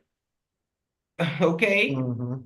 You know, so now we gotta find out what's going on. Either Acts 15 is not historically correct, or Paul is telling a whole nother different story and got James as the bad guy of Christianity in that chapter. Hey, I just wanted to Okay. say too, the same thing with Peter. Like, okay, according to Galatians chapter 2, Peter is the subject of ridicule. I withstood Peter to the face. Mm-hmm. You know what I'm saying? It was all his fault. He ate with the Gentiles until some people came down from James. Peter is the object of ridicule, right? Mm-hmm. And him and Peter is going back and forth, right? Then when you get to Acts chapter 15, Acts chapter 21, Peter is the one that solidified Paul's position. Peter is also the one, he's one of the elders who said pretty much they heard the matter for the first time. And then they made a judgment call and agreed with James. How is that the case? How is Peter hearing it for the first time in Acts chapter 15, but Peter is the sole purpose of the problem in Galatians chapter 2? It made Mm-hmm. no sense. Same thing Exactly. with James, like you said. How is James the one sending the people down? Because evidently he got word that something is going on wrong down there. So he pretty much sending people to see what's going on, not just to see what's going on wrong, but to also make a decree or whatever. But yet in Acts chapter 15, it's James' first time hearing the matter. It don't make sense. So, Yeah. like you said, it's one of a few different options. Either Paul account is wrong, which doesn't make sense because Paul is the primary source. Mm-hmm. He's one. Listen, Paul is the only primary source that we have available because we don't see James talk about this. We don't Mm-hmm. see Peter records talking about this. So Paul is the primary source, and either his account is wrong, or the secondary source that we have, which is the book of Acts, is wrong, or both of them is wrong, but one is trying to smooth the other one over. Exactly. Exactly. Because if you read Galatians chapter 2, because Paul he goes to Jerusalem in Galatians chapter 2, and he mentioned that James, Peter, and John gave him permission to go gave him and Barnabas permission, the right hand of fellowship, to go to the Gentiles. But if that's the case, then what was really talked about there? Because if it was really talked about that Paul said, hey, I'm gonna go to the Gentiles, this is what I'm gonna do, then why would James need to send people down there to say, okay, Paul, you're doing this wrong? You know, I gotta tell y'all doing this wrong. This is how it's supposed to go. If you don't want to do this, then we're gonna have to separate yourselves. So something is wrong. Something is off. Something is off. And another But thing I just want to, mm-hmm, oh, my yeah, bad, go, nah, yeah, go no, ahead. because You like you straight? ain't got me started now, but like Mm-hmm. just keep this in mind too, y'all. Paul never meant the Messiah in the flesh. Never. According to his own words, never meant the man in the flesh. So he's a Johnny come lately to the situation. But the disciples that we do have account of before the Messiah died that walked with the Messiah, some of them raised up with the Messiah like his own brothers, right? A lot of his disciples was literally blood brothers like John and some of the other ones, right? Then you got a man that never met your brother. After your brother died, gave you the whole game on how to run the church, made you the bishop, made one of his friends the second in command, you know what I'm saying, told y'all to go preach to the Gentiles, baptizing them in the name of the Father, the Son, the Holy Spirit. Then you got this guy that was a bounty hunter, you know what I'm saying, chasing y'all down and killing y'all off and, dragging y'all to Jerusalem to be judged. Then one day he come and say, hey, listen, I don't know what your brother told you before he died, how to operate things, but I'm the last one that seen him. And he want the gospel to be taught this way, or he want the gospel to be taught that way. That makes absolutely no sense. Would y'all believe something like that if that happened to y'all today? Somebody that was against y'all brother when he was living, against y'all, all of y'all, and then out the blue, he converts, but there's nobody that can cooperate his conversion story because it happened in the spiritual realm. But last thing you know, he was hauling y'all off and dragging y'all to Jerusalem. Then he come with a whole nother doctrine where you don't have to be circumcised. You don't have to follow the laws of being a Jew. All you have to do is believe in Christ, the resurrection, and faith without works. According to Paul, you are saved by faith without works. But according to James, you show your faith by your works. He has a whole different doctrine. So that's why I would say he is the enemy of the Ebionites, or the enemy of the early church. And it's a lot more stuff, but we ain't gonna, we ain't gonna be going for it. Yeah. But nah, definitely, man, definitely. So we got let's go to question 4. And after this, we got just 3 questions left. Should Christ following Hebrew Israelites today follow the Ebionites teachings? All right. And I'm gonna just say, yeah, we should. We should. For those that are quote unquote Hebrew Israelites, that's coming into the understanding and believe in the Messiah, you should really try to get into the understanding about the Jewish Christians, because it makes it kind of weird or strange that we call ourselves Hebrew Israelites, we call ourselves, Israelites that believe in the Messiah, but yet we don't understand what the original, Messianic Jews or Messianic Hebrew Israelites taught.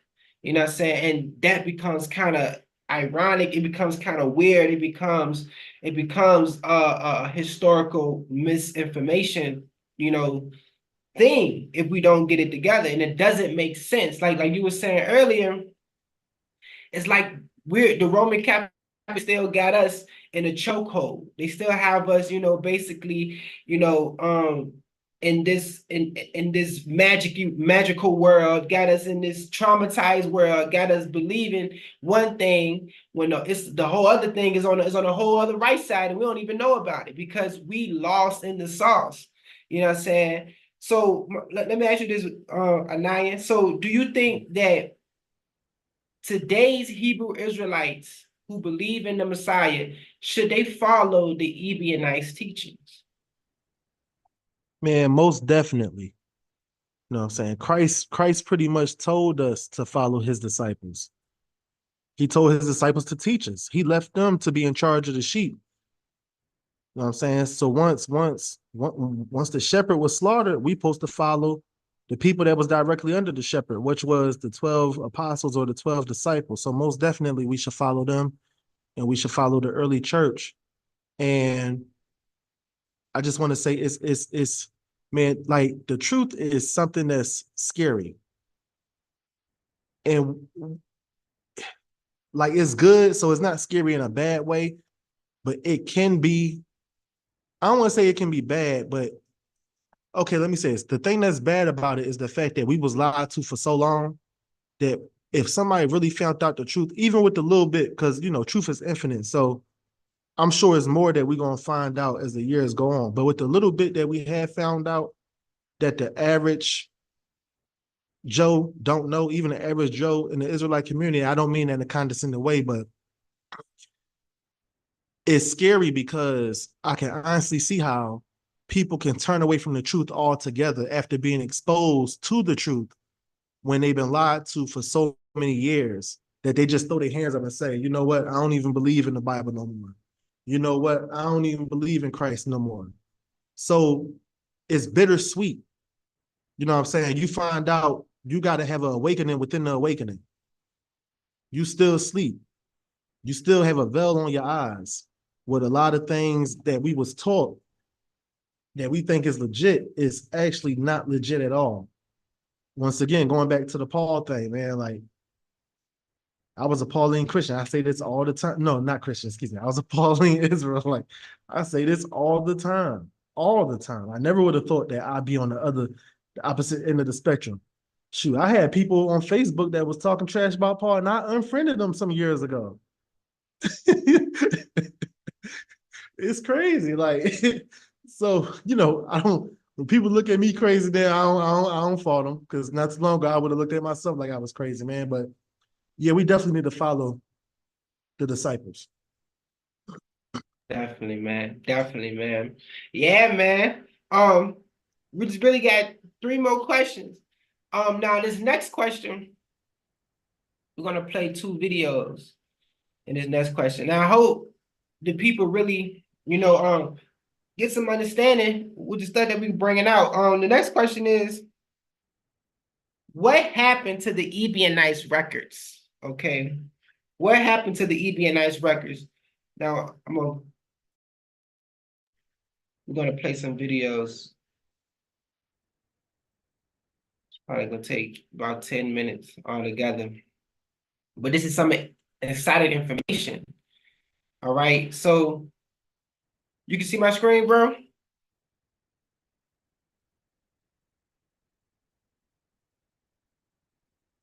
Yeah, my bad. Yeah, I can see it. All right, can you hear it? If the Docetic views of Jesus lay at Yeah, I one can hear it, extreme, but can you then turn there up a was little another bit? You sound a little low. It could just be my computer. the like, controversial group Is it whose higher? views lay at Yeah, it's the higher. other. Aye. Whilst the Docetists claimed Jesus only appeared to be mortal, this sect believed he was most definitely a human, but one hijacked by God.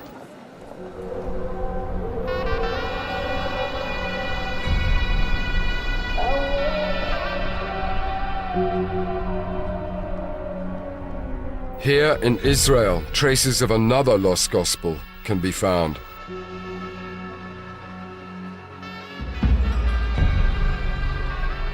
It's a text which shockingly suggests that Jesus, although singled out by God, was born a mere mortal.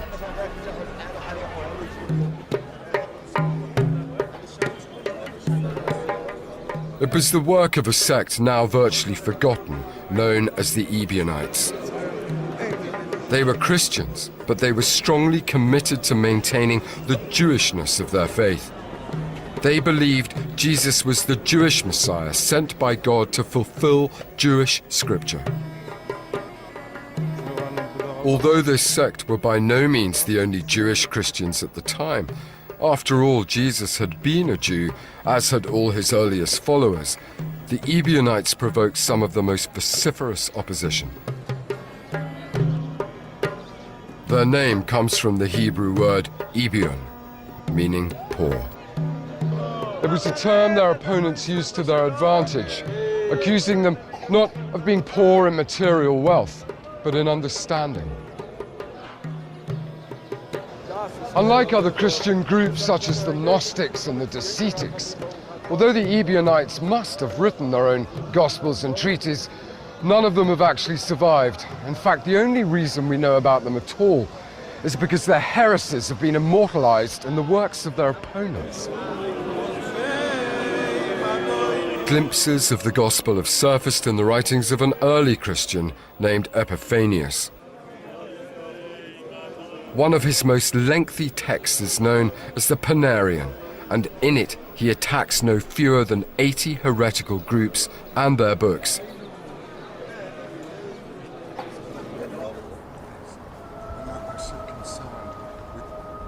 Professor Larry Hurtado has studied it. What does Epiphanius say in the Panarium about the Ebionites?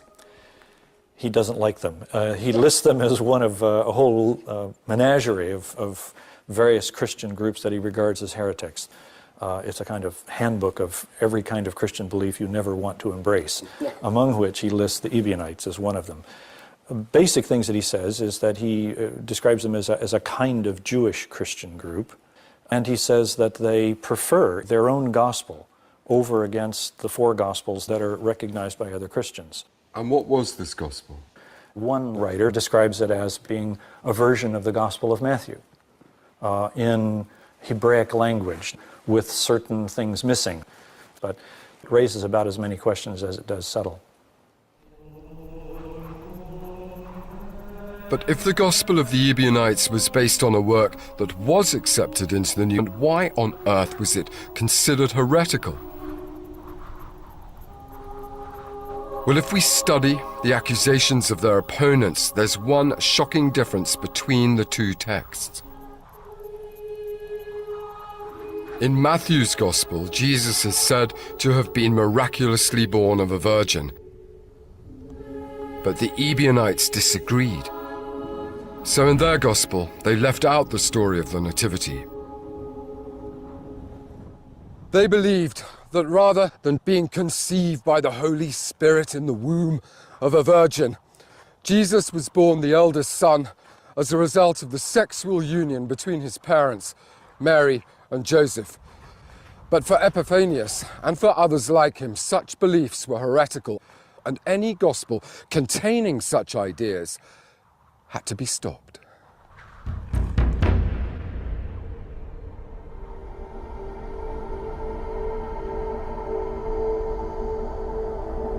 The problem with the rejection of the virgin birth was that it cast doubts on Jesus' divinity.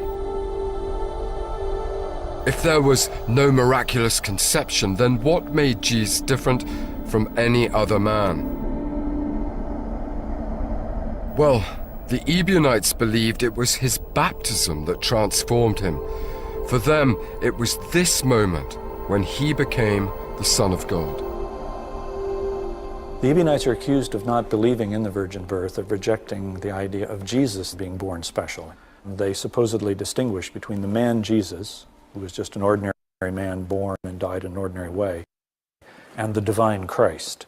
So Jesus Christ for them is not one, but two entities. And the man Jesus is used as a vehicle of the divine Christ, who comes upon him at a certain point, at his baptism, and then uses him as the human vehicle for the ministry. So at his death, the divine Christ deserts him, leaves him, goes up to heaven, and the man Jesus is left to die. So if that's the case, then they would have thought of not technically of Jesus as being divine, but of Jesus as being inhabited by divinity in some sense. What was the problem with that for the Orthodox leaders of the church? One of the problems that causes for Orthodox Christians is that how you understand Jesus is closely connected with how you understand salvation and how you understand how salvation was worked out. The emergent Orthodox view is that in order for Jesus to win salvation for humans, he had to be authentically human, but he also had to be genuinely divine, both. And that had to include a real bodily death. Well, in this Ebionite view, as it is ascribed to them, the divine Christ simply, kind of parachutes down at a certain point and then opts out at a certain point. And the notion is you have a real separation, therefore, between the divine and the human, which prevents the two from having a real power and efficacy for salvation. Complicated stuff. But the Ebionites were grappling with an extraordinary idea: God made man.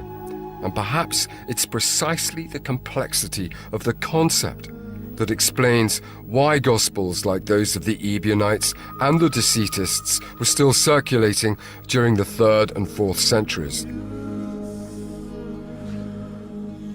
What they were discussing, after all, was not a simple question. The nature of Christ and the philosophical contradictions that provoked were not ones that were going to be easily resolved. But the Gospel of the Ebionites did achieve something. Along with the Docetic texts, the Gospel was one of the works which helped the early church to begin to define what was and what was not acceptable in the debate about Jesus' true nature. Without such works to react to, it might well have taken the church longer to clarify exactly what it meant when it claimed that Christ was both human and divine. The church's final doctrine stated that Jesus was God from... All right, then one more video about still dealing with... Let me share real quick. So one more video still, but just to touch on some stuff. Okay, so the Ebionites, they had their own gospel. And in their gospel, they did not have the virgin birth within their gospel. And that was the issue for the Orthodox committee, how they was trying to, formulate this Orthodox. And Orthodox just mean this is the right way. And if you ain't going this right way, then they created what you call heritology, or heretic. You being a heretic. They created that. They created that like formula of it. They created that. This is the orthodox. This is the way we're going. If you don't go this way, then you are against the church. All right, then you are against the church. You still there, Naya? You fall asleep on me? No, I'm here. I'm here. You can hear me? Yeah, I can hear you. Yeah, Oh, yeah. okay. All right, we got one more video right here. Let me.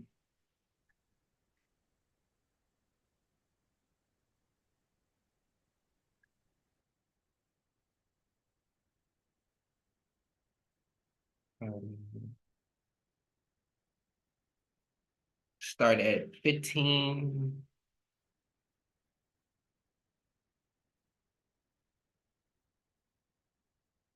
All right, I'm gonna play this last video right here. Let's see. All right. Can you hear it? I'm on the shores of the Sea of Galilee, in the ancient town of Migdal, Mary Magdalene's Yeah, I can hometown, hear it. to talk with Professor Charlesworth about the Apostle Paul and his effects on the early Jesus movement. I think most historians, as they read the New Testament, realize there's a tremendous tension somehow between Paul's version of what Jesus is all about and James, his brother.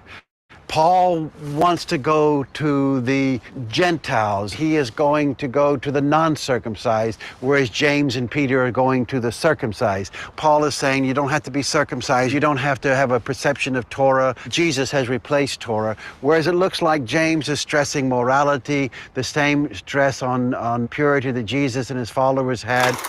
The Torah, tradition tells us, is the set of laws passed from God down to Moses. Both Jesus and James obeyed the Torah, but Paul wanted to change a few rules. There were many disillusioned Romans in Paul's time wanting to embrace a monotheistic faith, one God. But when considering the Jewish faith, these Gentiles had a hard time paying the ticket price. Judaism was very attractive to many people, many Romans and Greeks. Why? The high morality, the wonderful family life, and the day off. It was the Jews that say we get a day off in 7.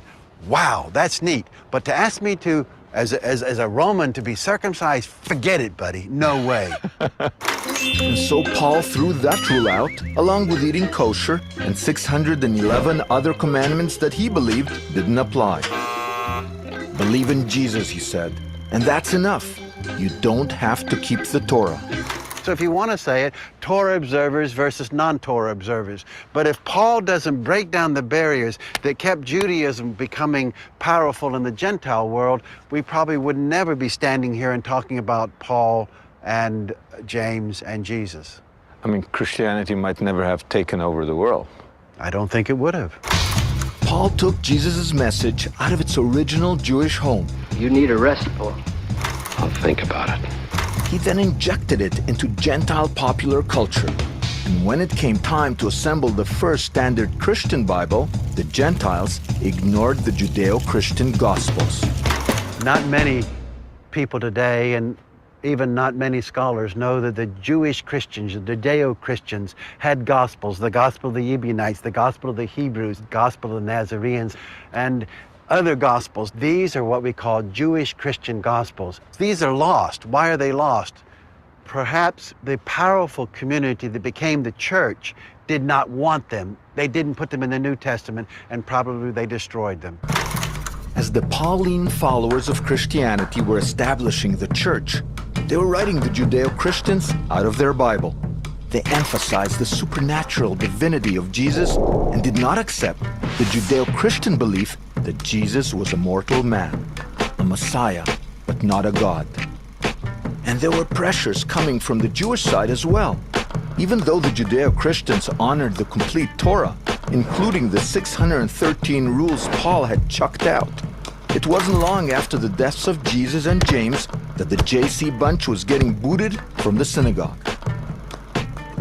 To find out why, I went to Jesus' hometown, Capernaum.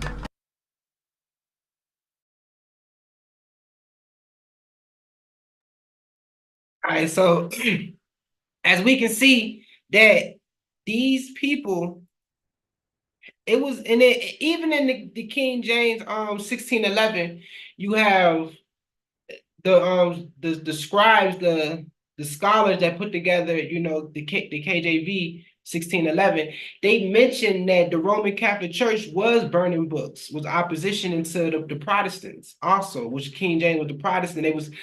They accused the Roman Catholic Church for destroying records. People don't even know the Ebionites had their own. They had their own apocrypha. They had their own.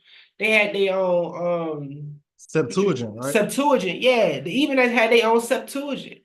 The Ebionites had their own records. Where did it go? It disappeared into thin air. It disappeared. You know, more than likely got burned, got hid, you know, threw underneath rubbles, you know, disappeared over time.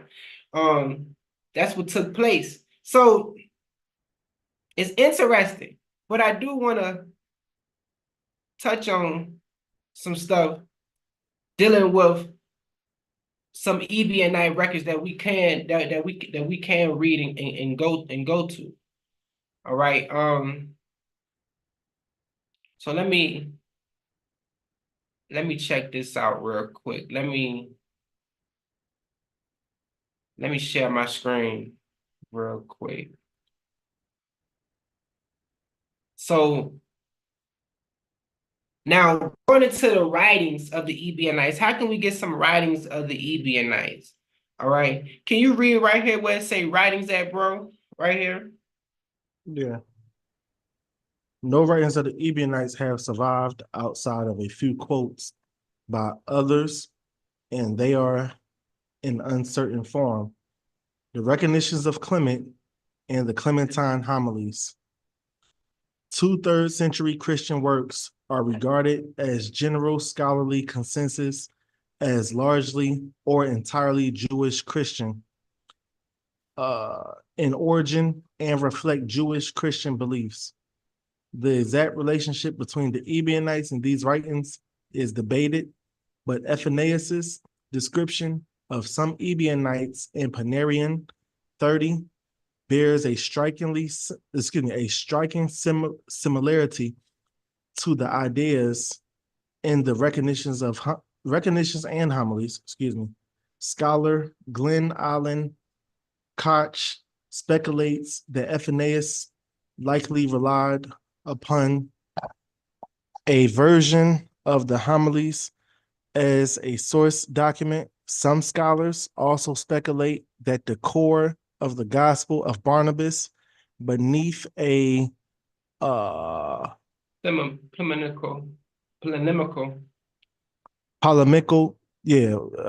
medieval Muslim overlay may have been based upon an Ebionite or a Gnostic document. The existence and origin of this source continues to be debated by scholars. So so then you have other information that's classified as writings into 4 groups, but the recognitions of Clement, well, I'm going to touch on that in a second. Now, the Gospel of Barnabas, they saying that maybe in his original form outside of the medieval Muslim overlay, okay, and outside of the medieval Muslim overlay with it, it has a Jewish Christian Ebionite understanding. And then also you got the Gospel of the Ebionites, the fragments that we can get, Clementine literature, you know, Symmachus, he was a translator, an Ebionite translator, and he was the one that helped put together a Ebionite Septuagint. All right. So it's just different. No, I was just gonna say, man, you know what? I don't know if we're gonna get into that. Never mind. Wait. I was just gonna say it's crazy how they had their own Septuagint, because like, all right, supposedly one of their favorite sayings or save favorite scriptures, or I won't say favorite, but something that they, Mm-hmm. something that they reference a lot about the Ebionites is that they held real close to the scripture. I think is in Jeremiah chapter 7, verse 4, the pen of the scribes is in vain, Yeah. or whatever. And Mm-hmm. remember, something that you read earlier pretty much said one thing about them was that they felt like a lot of the scriptures wasn't like authentic. Like, like it was things in there that was put in there on purpose Mm-hmm. to, take people off of, the original way or whatever. And when you talk about like the Septuagint situation, like that was something that was always weird to me. Like, okay, I understand the Septuagint is probably one of the best sources that we have today, but it's just that one of the best sources that we have today. But when you look into who had it actually translated into the Greek, it was Ptolemy. You know what I'm saying? Ptolemy ain't an Israelite. Ptolemy wasn't a righteous man. So I always wonder, like, I wonder if it's things in here that, that's considered off or anything that's not original. So the fact that they had their own version of the Septuagint, I wonder what did it say in their version versus what it says in the one that we have. Yeah. Very interesting. Very interesting. It They had to be did. something wrong with it Eh, for them to make their own Septuagint. Yeah. Yeah. They had their own Septuagint. They used that's why they had Symmachus. He translated the Greek information into Hebrew that they had, like the Apocrypha, you know what I'm saying? So that was in Greek, like the Septuagint, you know what I'm saying? So it must have been things that they didn't agree with that was, in the Greek that came out wrong, based on translation. So, and then maybe some different interpolations that may not have been there, which may not have been there in the original Hebrew of those things. So it's definitely interesting. So I mean Panarian Ephinaeus is called the Panarian, which is the medicine. He said he got the medicine to all the heresy out there. But this is what he say about the Ebionites. Can you read right here with book 15, chapter 1, right there? Yeah. It says, but they use certain other books as well, supposedly the so-called Travels of Peter, written by Clement, though they corrupt their contents while leaving a few genuine passages. That's what he said. He's saying they corrupt the contents by leaving a few genuine, but so one record that they use, the Ebionites use, is the Travels of Peter, which is part of what we have today as the recognitions of Clement. I believe the Travels of Peter does go back to something, about Peter's travels. Peter was traveling, we can see that even through Paul letters that Peter was traveling. So Peter was traveling to different churches, to different areas, and he has his own writings of those things that's kind of lost, but we have some of it preserved in the recognitions of Clement. All right. Can you read right here, chapter 3? Yeah. It says in the Travels, they have changed everything to suit themselves and slandered Peter in many ways, saying that he was baptized daily for purification as they are. So they was daily baptism that they was doing, just like at the Qumran caves, they was doing daily immersion, and we're gonna go into that in just a second. Right here, can you read 16 and 1? Mm-hmm. They too receive baptism apart from their daily baptisms, and they celebrate supposed mysteries from year to year in imitation of the sacred mysteries of the church, using unleavened bread and the other part of the mystery with water only. So they really celebrate keeping holy days and with these things, and doing these things year to year, and also doing baptisms, on these days, and still doing daily baptisms. So Hey, Nate, no. My bad. I thought you was done. no, you good. Go ahead. You mind going back up to where you was just at? No. Yeah. I still want you to finish. I thought you was done though. Go ahead. My bad. No, you straight. Go ahead. When it all right, it says they all right. So it says they receive baptism apart from their daily baptisms and celebrate supposed notice that supposed mysteries from year to year, in imitation of the sacred mysteries of the church using unleavened bread. So notice how, and that's another reason why it's important to understand who was in charge of the sources and who was the enemy of the Jews, or of the early church in particular of that time. Because these was the people that we got the New Testament from. These were the people that we got the canonized version of the Bible we have today from. These was the people that gave us the commentary, or a lot of teachings that's in the modern churches, right? The thought process. But as you can see, these people were very anti-Israelite, or anti quote unquote Jewish, supposed mysteries, as if these secret rituals and rites, or sacred, rituals and rites, such as the Feast of Unleavened Bread, isn't written in the Bible itself. But these people were so anti-Jewish that they are downplaying the feast days and saying supposed mysteries, or supposed feast days, or supposed holy days, or whatever. That's all. Now, true though, true. You gotta understand, these are the enemies of the Jewish Christians. And when we look at the Bible in the totality, we be like, dang, who gave us this Bible? Because the New Testament is from the Jewish Christian enemies. and then you got the Old Testament, which is from the Essene priesthood enemies. You know what I'm saying? Which is the Pharisees and the scribes.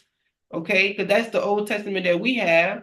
So it makes you wonder, whoa, it be like, whoa, like makes you wonder, whoa, like what's really going on here? Did the so-called Jews, the same ones that was persecuting the Jewish Christians, and did the Orthodox Christians, the same one that was persecuting the Jewish Christians, did they come together and give us a book? Did they come together and give us a book? That's why the Dead Sea Scrolls and going into Jewish Christian gospels, Jewish Christian information is very, very important, brothers and sisters. Now we're gonna go right here. Read right here, chapter 16, chapter 6.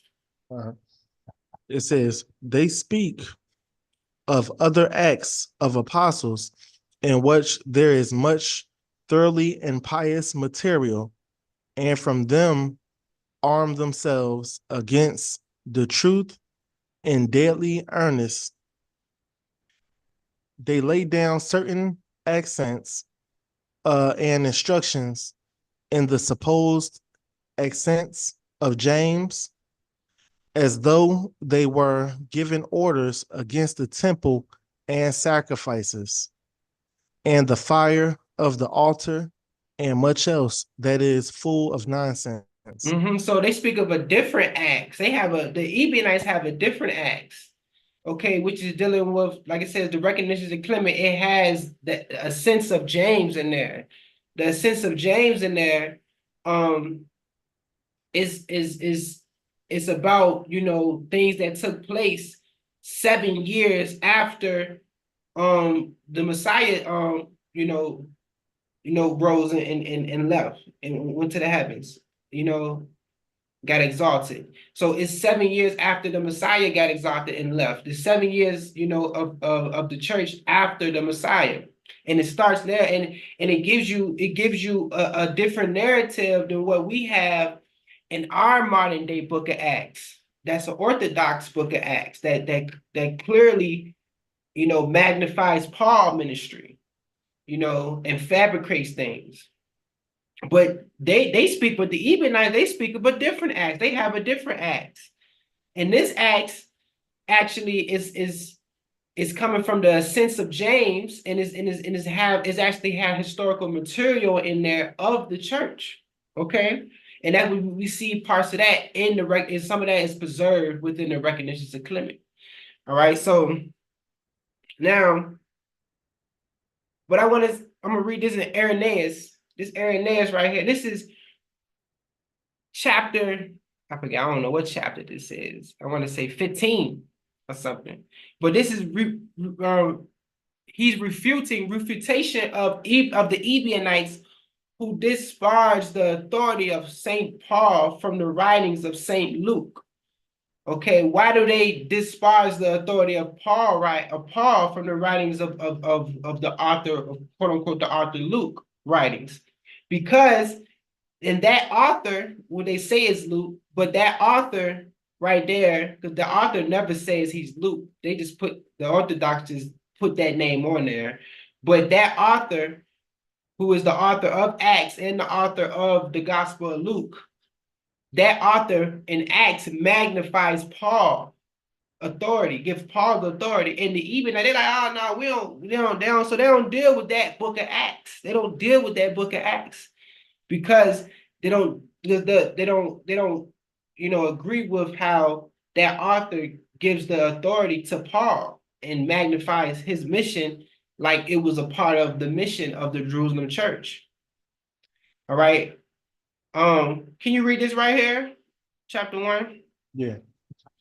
But again, we allege the same against those who do not recognize Paul as an apostle, that they should either reject the other words of the gospel, which we have come to know through Luke alone, and not make use of them, or else, if they do receive all these, they must necessarily admit also that testimony concerning Paul, when he, Luke, tells us that the Lord spoke at first to him from heaven, Saul, Saul, why persecutest thou me? I am Jesus Christ, whom thou persecutest. And then to Ananias, saying regarding him, go thy way, for he is a chosen vessel unto me to bear my name among the Gentiles and kings and children, and the children of Israel. All right, so you go right there. So Irenaeus, he's saying if those like the Ebionites who don't accept Paul, don't recognize Paul as the apostle, then they can't even deal with Luke writings, because if they do, then they're gonna have to just admit in so quote unquote Luke writings that in Acts Luke got Jesus quote him saying, Saul, Saul, why persecute thou me? And then you got Jesus telling Paul, Jesus is telling Paul, go that way, for you is chosen a vessel to bear my name among the Gentiles and the kings and the children of Israel. They would have to admit that that is true. So the Ebionites, they like, no, that's not true. We don't deal with that. That's why we got our own acts of apostles that's coming straight from that's coming straight from the church, that's coming straight from word of mouth, that's coming straight from the lineage of the apostles. Like we don't deal with that. We're not dealing with that. All right. So we have a problem. I think it's noteworthy too to mention that, like, because I mean, the thing is, like, you already know, and it's like this with anything in regards to talking about the Bible, just religious texts in general. Nobody usually is going to believe anybody the first time that they hear something, especially if it's something that's foreign, right? Something like what we're going into right now. But so the best thing to do is to just present the historical information, the historical data, and the religious text itself, and shows that even within the religious text, we see signs of things that pretty much solidify and confirm the historical evidence, because all the historical proof is agreeing with what we bringing out. And you see, even in the religious text, you see some things that, once again, confirm the historical evidence, right?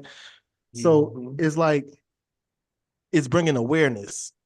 We're not asking for y'all to believe anything that we saying, or we saying go and read these same sources for yourself, find other sources, read those sources, and without being biased, if at all possible, try to make a, try to gather a concise thought, one that makes sense, you know what I'm saying?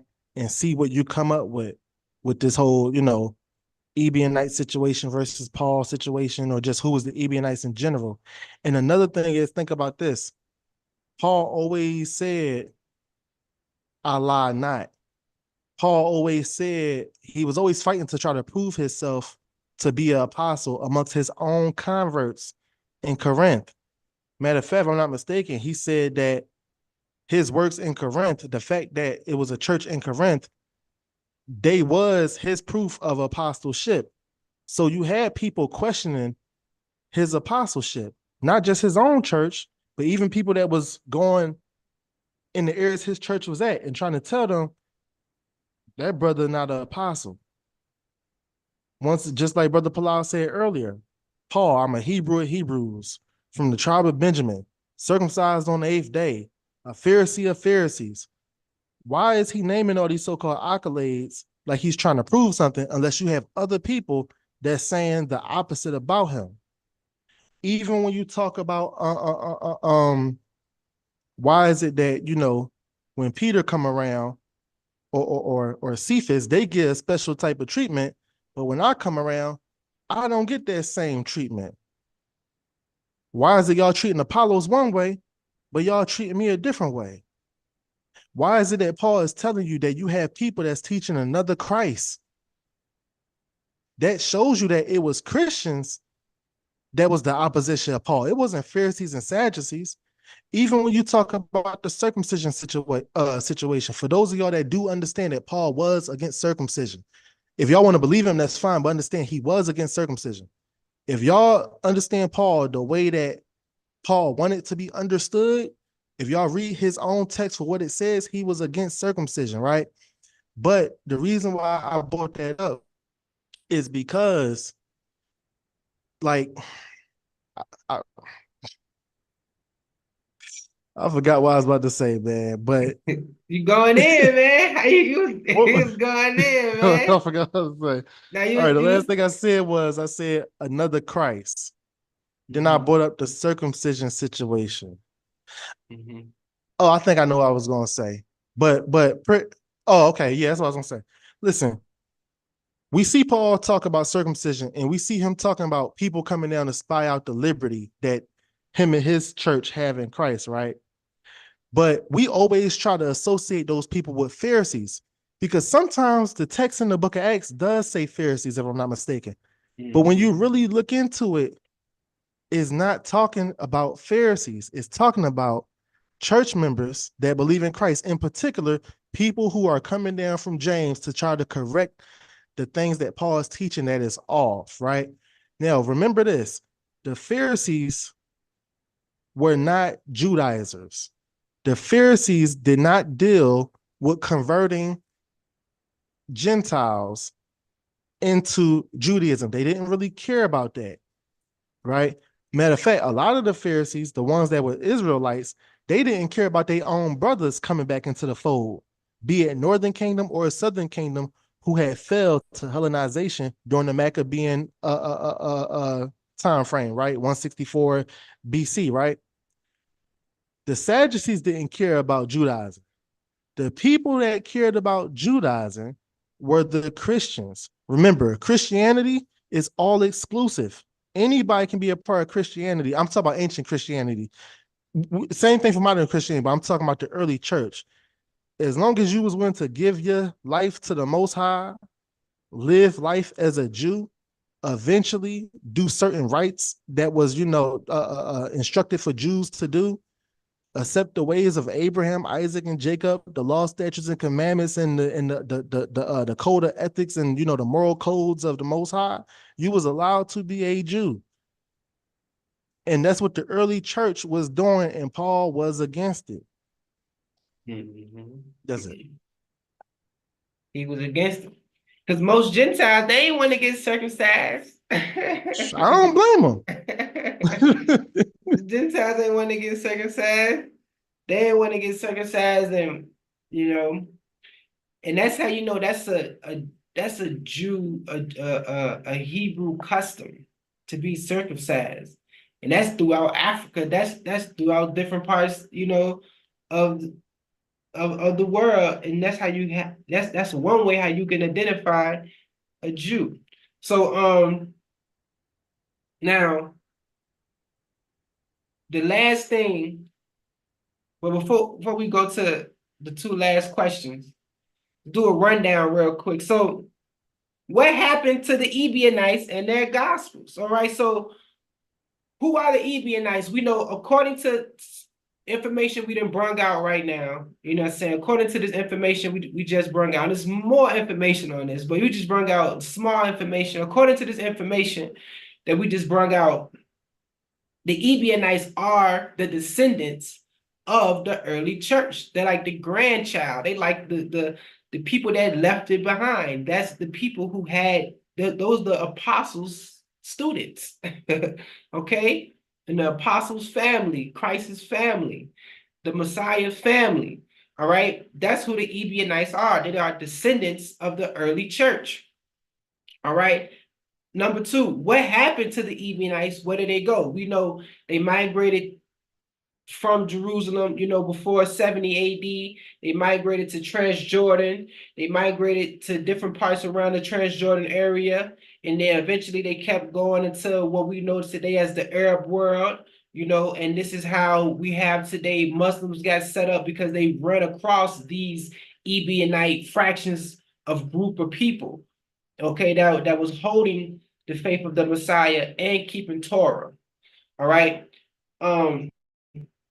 Okay, so that's what happened to these Ebionites. They migrated. They migrated even throughout the Arab world. They even migrated throughout Africa. All right. That's what happened to the Ebionites. All right. Who was the Ebionites' enemy?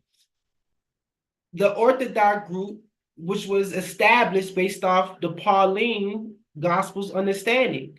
All right. That's the Ebionites regarded Paul as the number one enemy. All right. They got other enemies too, like Simon Magus and all of that, and other different, fractions of Christianity that sprung off from the original way. It's other enemies too, but Paul is like their biggest enemy because they seen how the Orthodox gained so much influence and took off and actually became the dominant of Christianity. So, and then should Christ followers in today's society, should Hebrew Israelites follow the Ebionite teaching? Yes, they should. Yes, they should. Yes, they should, because it makes sense. It makes sense. We calling ourselves Hebrews. We calling ourselves Israelites. We're coming back to our understanding. We're saying we this, and we believe in the Messiah. So yeah, we should follow the original Jewish Christians. What happened to the Ebionites records? When the Orthodox people took over, they took their records, they destroyed their records, they hid their records laid somewhere, getting cobwebs, and they disappeared through history, through antiquity. That what happened to we only have fragments of things left and certain things that we can find, like the Apocrypha, that's a Jewish Christian record. The Septuagint, even though we don't have the Ebionite Septuagint, that's still used as a Jewish Christian record. The Pseudo Graphica, what we'll call it, they got the 12 patriarchs in there. They got other things in there like the Book of Enoch and things like that. That's Jewish Christian records. Okay, the Torah, that's Jewish Christian records, even though we having it still from a Pharisaical Masoretic understanding, but that's still Jewish Christian records. But we have the Dead Sea Scrolls that can shine some light on the Torah and the New Testament also. So these are Jewish Christian records. The Gospel of the Hebrews, the Gospel of the Ebionites, the Gospel according to the Nazarenes, all that stuff is Jewish Christian records. The Didache, those things is Jewish Christian records. And it's a list. We'll put a list out there for people. And then the other question, Well, so we're going into the last two questions right now. So let's talk about the similarities between the Dead Sea Scrolls and the Dead Sea Scrolls group and the Ebionites. So we're going to talk about the Dead Sea Scrolls sectarian group and the Ebionites, some similarities. So we're going to read this right. Isaiah chapter 40. Isaiah chapter 40. Can you read verse 3 right here for me, bro?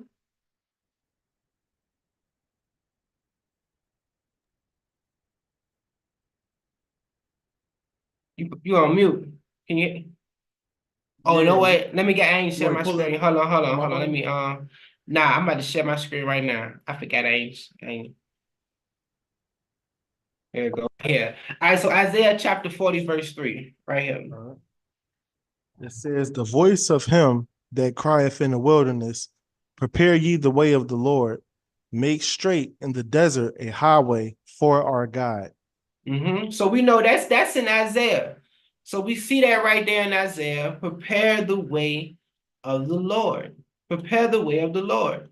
Now we're gonna go into the gospel. We're gonna go into Mark, which is the earliest of the Greco-Roman gospels that we have. Can you read verse 1 through 5 for me? The beginning of the gospel of Jesus Christ, the Son of God. As it is written to the prophets, behold, I send my messenger before thy face, what shall prepare the way before thee.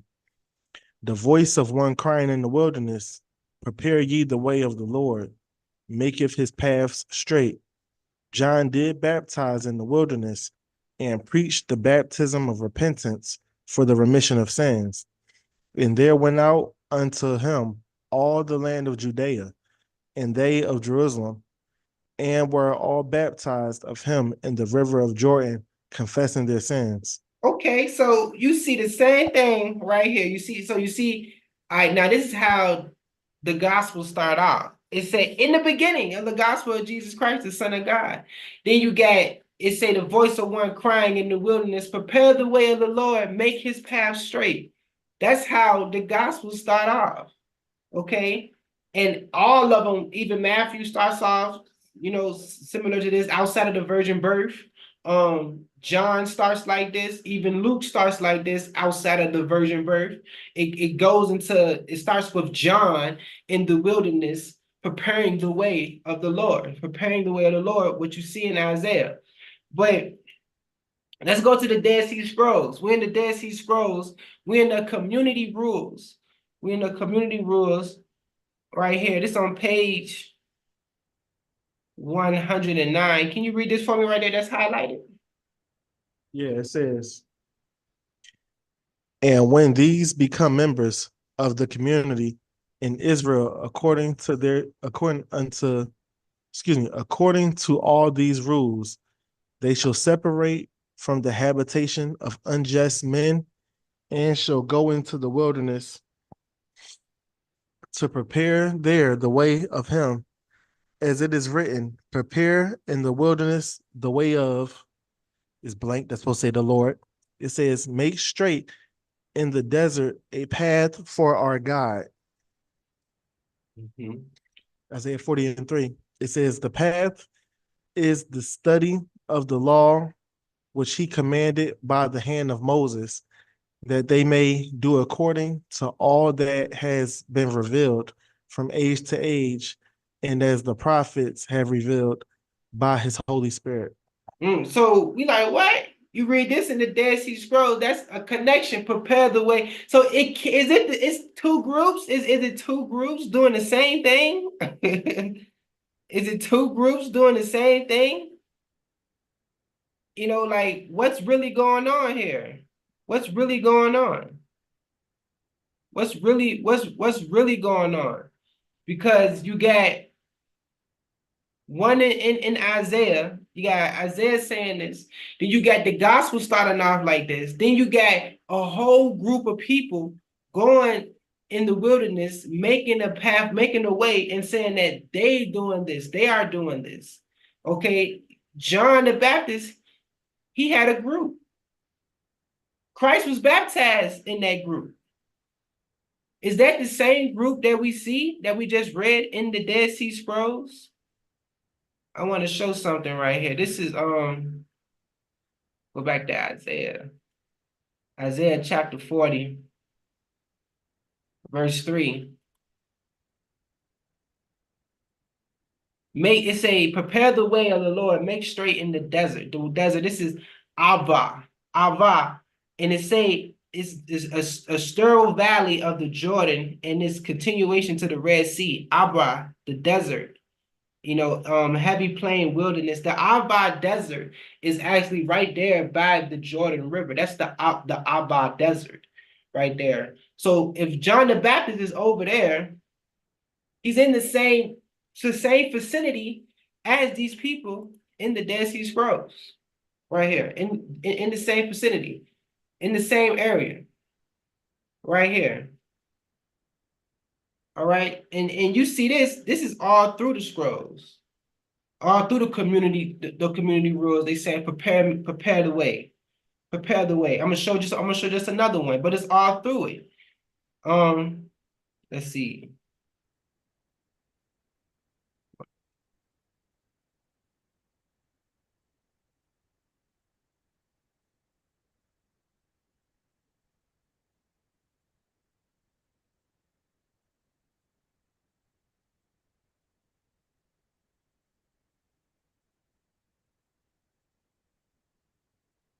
What the other one at in here?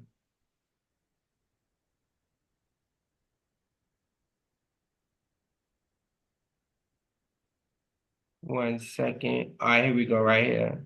Can you read this right here? Yeah, I got you. It says, "This is the time for the preparation of the way into the wilderness, and he shall teach them to do all that is required at that time, and to separate from all those who have not turned aside from all injustice." And boom, this right here can let you know that the community rules can go back as dated to early first century. If we saying these are the same group, either they're the same group or they just are they another generation of this group. But to me, it has to be the same group, because this in the Dead Sea Scrolls is speaking of a Messiah and everything that's in there. This person is the teacher of righteousness, is a community. He's a community leader, and he's a Messiah figure, and he's from the tribe of Judah. All right, but this right here, what we're reading, this is before that teacher of righteousness come. This is in the community rule. This is before the teacher of righteousness come, and they're preparing the way for the teacher of righteousness. What group is this? is it the same group that we read in the New Testament? This is the beginning of Jesus. This is the beginning of the gospel of Jesus Christ. Prepare the way of the wilderness.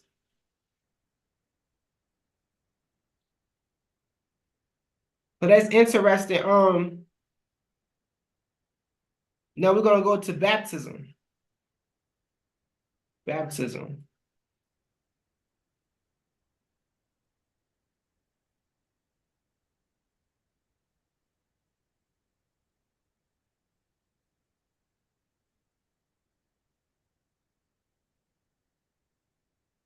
Okay.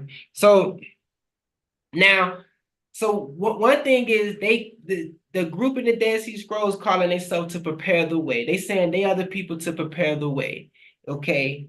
They preparing the way, for the Lord, for setting up the things for that teacher of righteousness to come.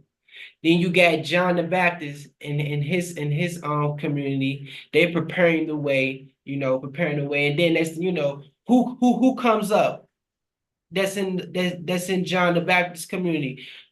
Jesus Christ, he comes and get baptized, and then the Holy Spirit lands on him and say, "Oh, this is he. He's my son." Matter of fact, let's just read it real quick, because I'm gonna show the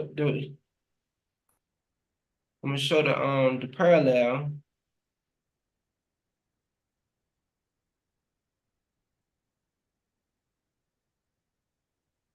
Can you read verse 9? Read verse 9 right here. Okay, verse 9. Mm-hmm. And it came to pass in those days that Jesus came from Nazareth of Galilee and was baptized of John in Jordan. Keep going. Verse 10. And straightway coming up out of the water, he saw the heavens open, and the Spirit like a dove descended upon him. And there came a voice from heaven saying, Thou art my beloved Son, in whom I am well pleased. So this group that John, they're preparing the way, and John is preparing the way, and they're baptizing. He's baptizing. John and his community are baptizing, and not only that, the Messiah, Jesus, he comes out of that community and he's get baptized. He's coming from Galilee and he goes down to Jordan and get baptized, to the river of Jordan and get baptized. Out by the desert, going to the desert where these people are, where the same Dead Sea Scrolls people are at. All right, can you read this right here? Start with no man can. Yeah, I got you. Mm-hmm. It says, No man shall be in the community of his truth who refuses to enter the covenant of the Most High, so that he may walk in the stubbornness of his heart for for his soul does detest the wise teachings of the just. He shall not be counted among the upright, for he has not persisted in the conversion of his life. His knowledge, powers, and possessions shall not enter the council of the community, for whoever plows the mud of wickedness returns the foul. He shall not be justified by that which is, which his stubborn heart declares lawful. For seeing the ways of light, he looks toward darkness. He shall not be reckoned among the perfect. He shall neither be purified by atonement, nor cleansed by purifying water, nor sanctified by sea and river, nor washed clean with any absolution. Right here. Unclean. Unclean shall he be, for as long as he despises the precepts of the Most High, he shall receive no instruction in the community of his counsel. So if this person is choosing to walk in the darkness way, he's not allowed to get into this water. You can't just get into this water and then go back into the world. All right, you can't just get into this water and be like, I'm gonna get baptized and I'm gonna go back into the world. I'm gonna do my daily baptism and I'm gonna go back into this world. No, they're saying you can't do this. If you're gonna choose to do this, you can't get this holy water. You can't get these water by the rivers, by the spring. You can't get this water purification. Keep going right here. For it is through the Spirit.